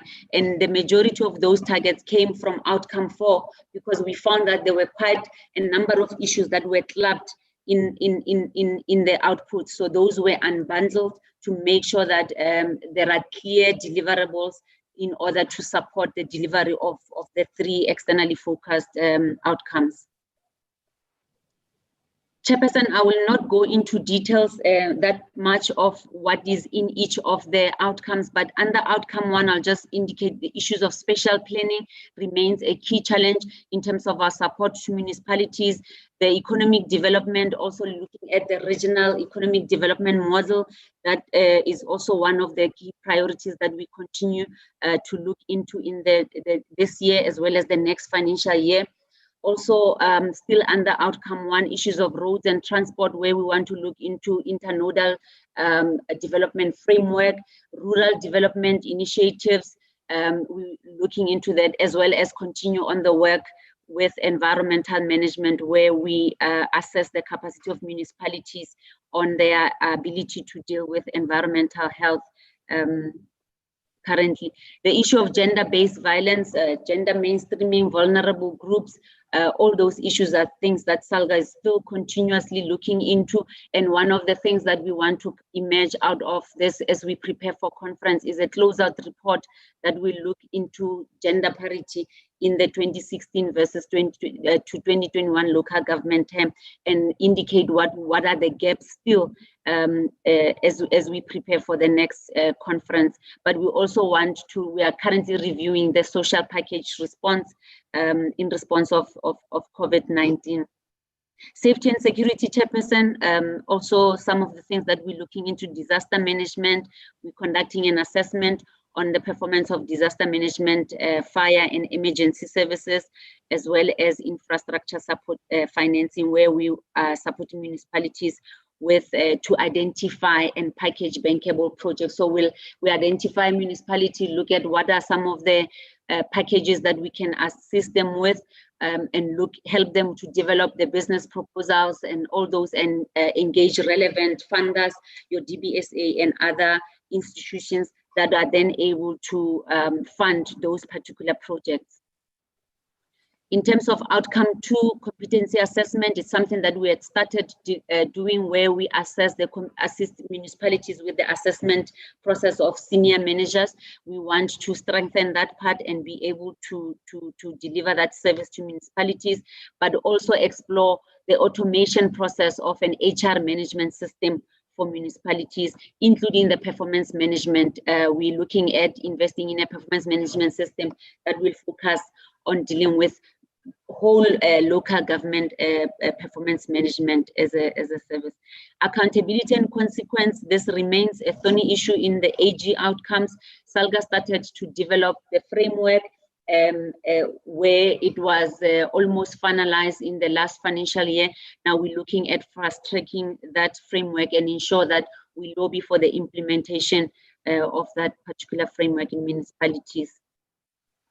Municipal interventions, we're looking at proposals on intergovernmental support, monitoring and intervention. IGR participation, Chairperson, this is one of the key things where we are able to unlock through IGR participation some of the challenges. So we continuously engage in those fora, but also the municipal audit support program, which is one of the programs that has quite worked very well. And I'm sure in the report that the PDO will be reporting on, he will touch on some of the municipalities or good stories of municipalities that have been supported.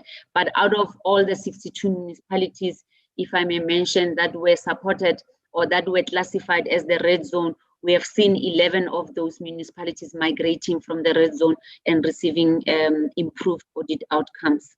So we continue to amplify the program to make sure that we provide better support year in, year out. The multi-year salary and wage collective agreement, that's continuous, and now that the past agreement is coming to an end, we're starting with engagements to negotiate for a new term and continue to represent municipalities on issues of arbitrations, mediations, conciliation, and all those. But also something that is a game changer for us is the discussions with the Department of Employment and Labor to acquire a license to provide compensation benefit as an organization for local government. So, and I'm sure the NEC member will provide status as to how far this process is in her presentation. Issue of capacity building, we want to continue to strengthen our municipalities through capacitating both councillors and officials, and also provide intelligence for local government. So we want to continue to research and produce publications that will help municipalities with data and intelligence. On the last, the outcome 3, Chairperson, the issue of non-revenue water, energy and electricity, waste management, those are some of the existing programs that we continue to roll out, as well as infrastructure grant reforms, municipal debt, our engagements with ESCOM. We continue to lobby on behalf of local government, fiscal allocation, where we develop a position on an annual basis on the revenue, and we have seen those engagements as well yielding positive results.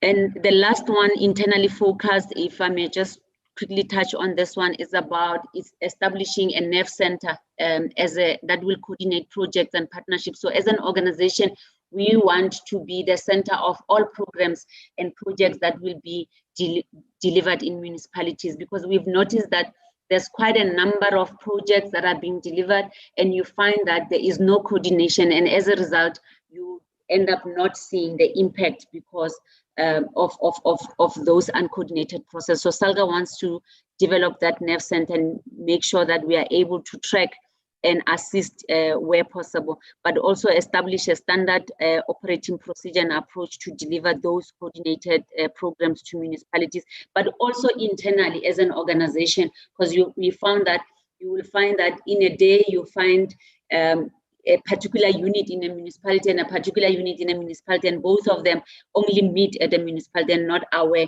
that they were going to the same municipality. So the NEF center will help us to ensure that there is a coordinated approach both internally and externally. The issue of the clean audit is also one of the things that we want to continue to maintain going forward. In terms of financing the plan for the current year and the next financial year, I will not dwell much. The revenue is derived from the revenue mix that I've indicated, which is membership, levies, projects that are coming, as well as the 5% that comes from levies. Your expenditures the expenditure mix is based on your employee cost, administration, and program cost, and the revenue is calculated based on an 1% increase or a flat rate plus the CPI projections, as well as 1% using the 1920 financial year. And Chairperson, that is, I will not talk much into this one. It's just an indication of the percentages per or in terms of the budget, how it has been allocated. What we request in the PMA to do out of this presentation is to note and perhaps adopt the SALGA annual report as for the year ended 31st March 2020, and also note and adopt the priorities that will informs the current annual performance plan, but also to inform the next financial year as planned. And as I've indicated, the priorities as listed, including the resolutions of the PMA today, will inform the 2021-2022 annual performance plan. Thank you very much, Chairperson.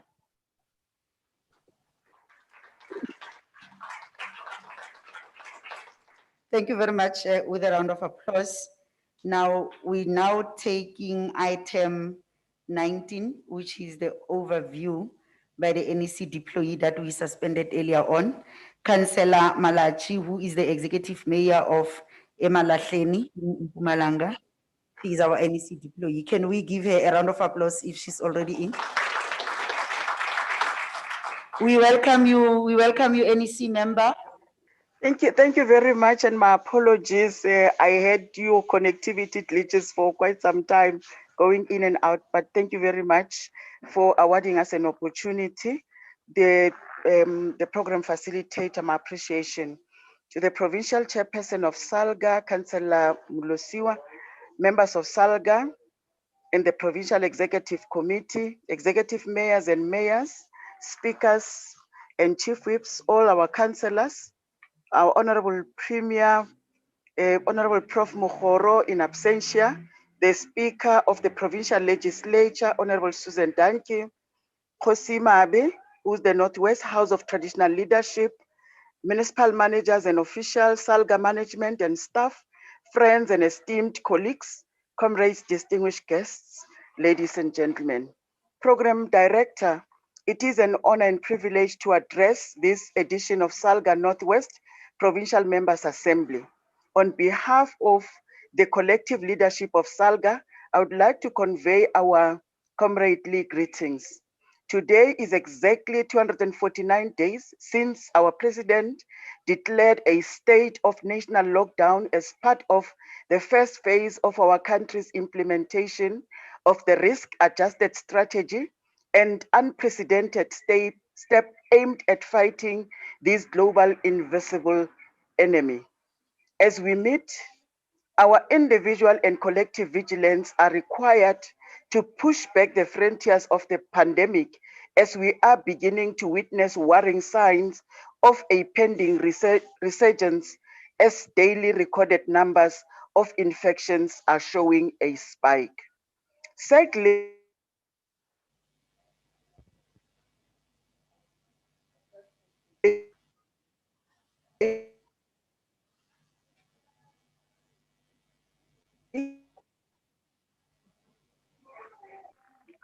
am I still audible?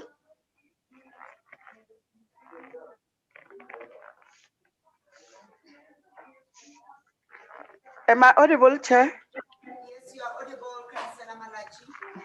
Thank you very much. I was still saying that as we meet, our individual and collective vigilance are required to push back the frontiers of the pandemic as we are beginning to witness the worrying signs of a pending resurgence as daily recorded numbers of infections are showing a spike.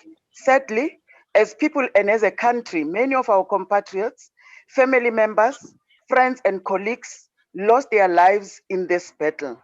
As the local government family, we too could not escape the grip of this deadly disease with increasing number of cases and tragically over 150 deaths.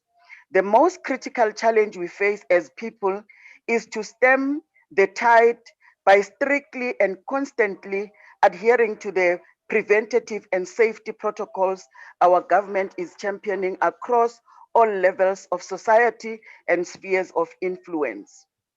We commend many of our councillors who have played a tremendous role in advocating for these COVID health safety measures and for providing social assistance to many destitute families who otherwise would have been without food, without water, without sanitation and shelter, as well as PPE. Program Director, allow me to also use the opportunity to remind ourselves of the critical importance of the next 2 months in local government celebrations calendar. Firstly, the 1st of November 1995 being the first municipal elections, and secondly, the 5th of December 2000 being the first democratic municipal elections. Both these elections brought much optimism about the developmental potential of municipalities 25 years ago and 20 years later, respectively. Public perception of local government is at an all-time very low. With the 2021 municipal election approaching, much needs to be done to profile local government. As such, we have two very important profiling campaigns that are taking place. Firstly, we have hosted a 25 years of local government virtual conference last week. And secondly, this week, from the 3rd to the 4th of December, 20 years of democratic local government celebrations linked to SALGA's NMA. We are looking forward to welcoming you to the NMA this week. In terms of the approach to 2018-2019 poor audit outcomes, SALGA NEC had engagement with the Auditor General on the 18th of June 2020 on the municipal audit outcomes for the year 2019. As such, we approved an approach under the theme Extract Consequences and Accountability from Municipalities.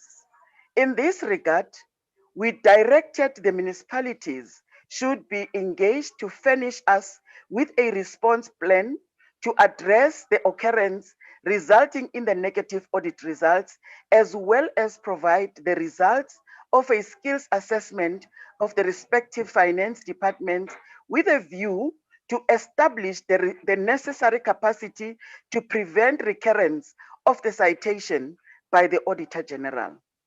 In addition hereto, the Auditor General made available to us details of municipal staff and staff in the employ of the state doing business with municipalities and consultants that provided financial support to municipalities with no resultant improvement or impact on the financial management and reporting of municipalities.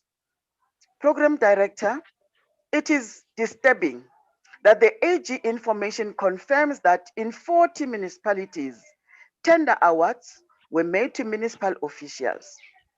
In 77 municipalities, awards were made to close family members of employees and or councillors. In 151 municipalities, prohibited awards were made to other state officials.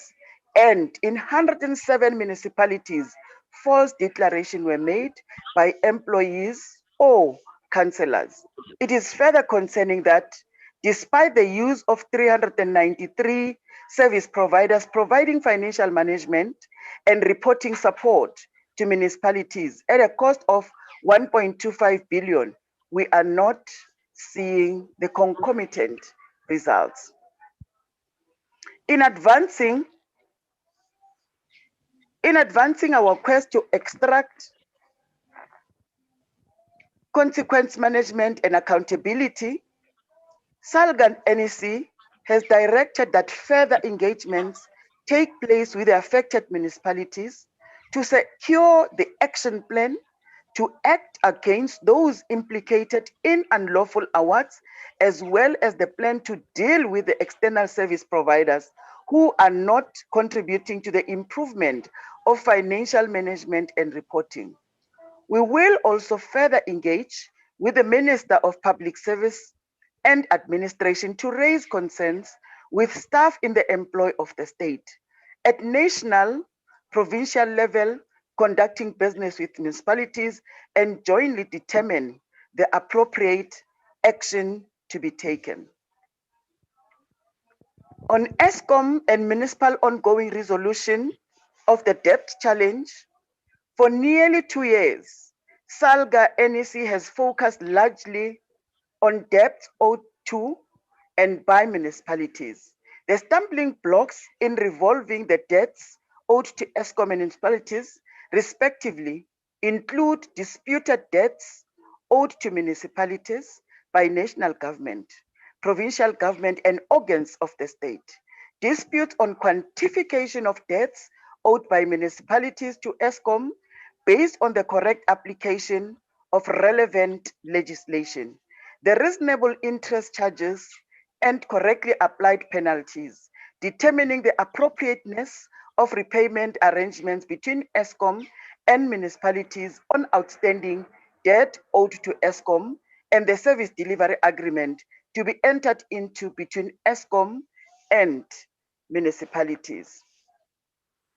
In response to these challenges, a political task team under the leadership of the Deputy President of the Republic had resolved to appoint a facilitator to process and verify an amount of debt owed by organs of state to municipalities, and in turn the debt owed by municipalities to ESCOM. It is disappointing, however, that despite these agreements in the intergovernmental relations arena, the situation is becoming untenable for municipalities who are constantly threatened by disconnections from both ESCOM and water boards. We have also witnessed that these matters being ventilated in our courts of law with the resultant consequence of the attachment of municipal land in Machabeng municipality the bank account of Malutia Pofu municipality, and the fleet of Mfuleni municipality. It is evident that despite our gallant attempts to amicably resolve this matter in line with the IGR dispute resolution mechanisms, ESCOM has unilaterally not adhered to these arrangements. Similarly, despite agreements that service delivery agreements, USDA, are to be entered into between ESCOM and municipalities, ESCOM continues to raise concerns with the terms and conditions of the SDA. It goes without saying that the proposed SDAs will be worthless if ESCOM refuses to be a contracting party. Based on our legal opinions, which essentially contend that municipalities have an exclusive right to electricity reticulation within their jurisdictions, ESCOM's action has now left us with no other option than to approach the courts for an order declaring ESCOM supply of electricity within municipal jurisdiction as unconstitutional. Should the court find ESCOM's distribution of electricity within municipal areas indeed unconstitutional, then the court may make a just and equitable order in terms of section 172(1)(b), directing that ESCOM hand over distribution of electricity within municipal areas to the relevant municipalities. Alternatively, directing that ESCOM enter into SDAs with municipalities. In terms of budget forum update, a few weeks back on the 1st of October, discussions in the budget forum confirmed that given the current operating environment and prevailing economic conditions, the proposed cuts to fiscal allocation to all spheres of government on average was expected to be 5.7. As SALGA, we use the budget forum to mobilize support for an increase of local government funding. We strongly oppose the proposal of cutting conditional grants earmarked towards funding the SAA rescue plan. It is our view that these funds should be sourced from national spheres of government, and more specifically from the national program facilitator. Do you hear me?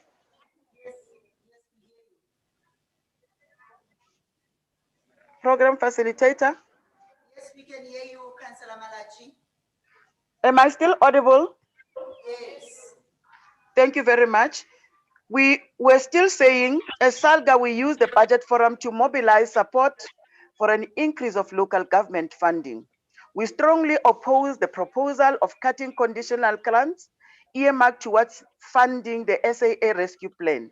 It is our view that these funds should be sourced from national sphere of government, and more specifically from national state-owned entity space. We advance the view that local government should not be expected to contribute to these given the funding gap challenges that already confronts the sphere. Furthermore, when local government is in financial distress, there is no bailouts, even though it is the sphere closest to the people, providing basic service delivery to the economy as well as the citizen. We are very encouraged by and appreciative of the broad support we received from the ministries and MECs expressing their disapproval of cut to local government allocations. We also motivated for urgent convening of the long outstanding budget forum Lekgotla, which is scheduled for this weekend. The main aim of the Lekgotla is to focus on the review of the equitable share and grant system for local government. We are hard at work in preparing for this session, as we are also receiving strong support from the Minister of COGTA and MECs for COGTA on the merits of urgently prioritizing the equitable share review. We are, of course, mindful that it will not be an easy battle to persuade Treasury.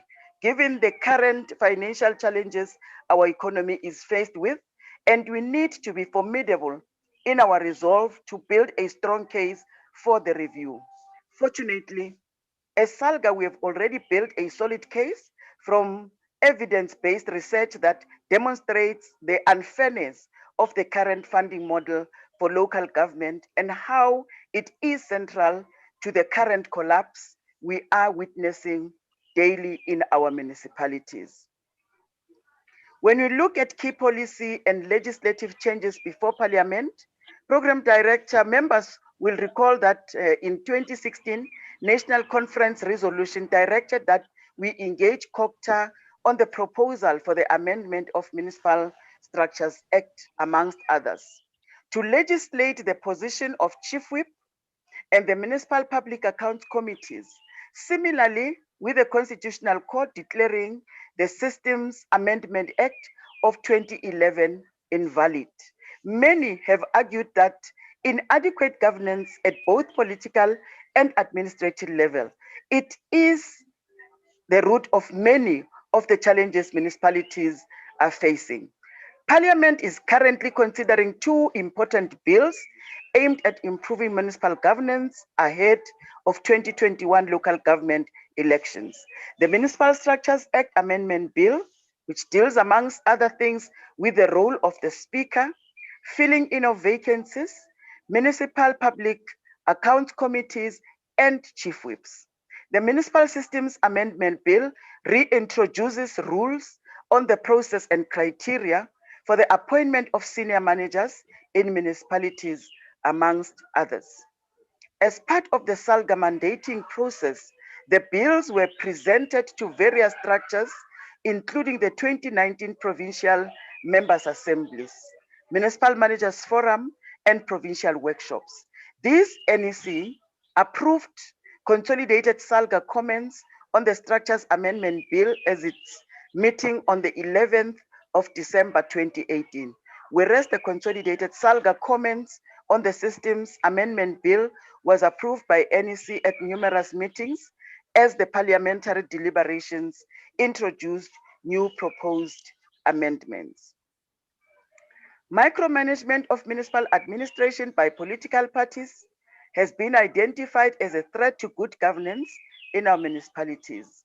As SALGA, we advocated for the move towards the adoption of key principles of professionalization of local government.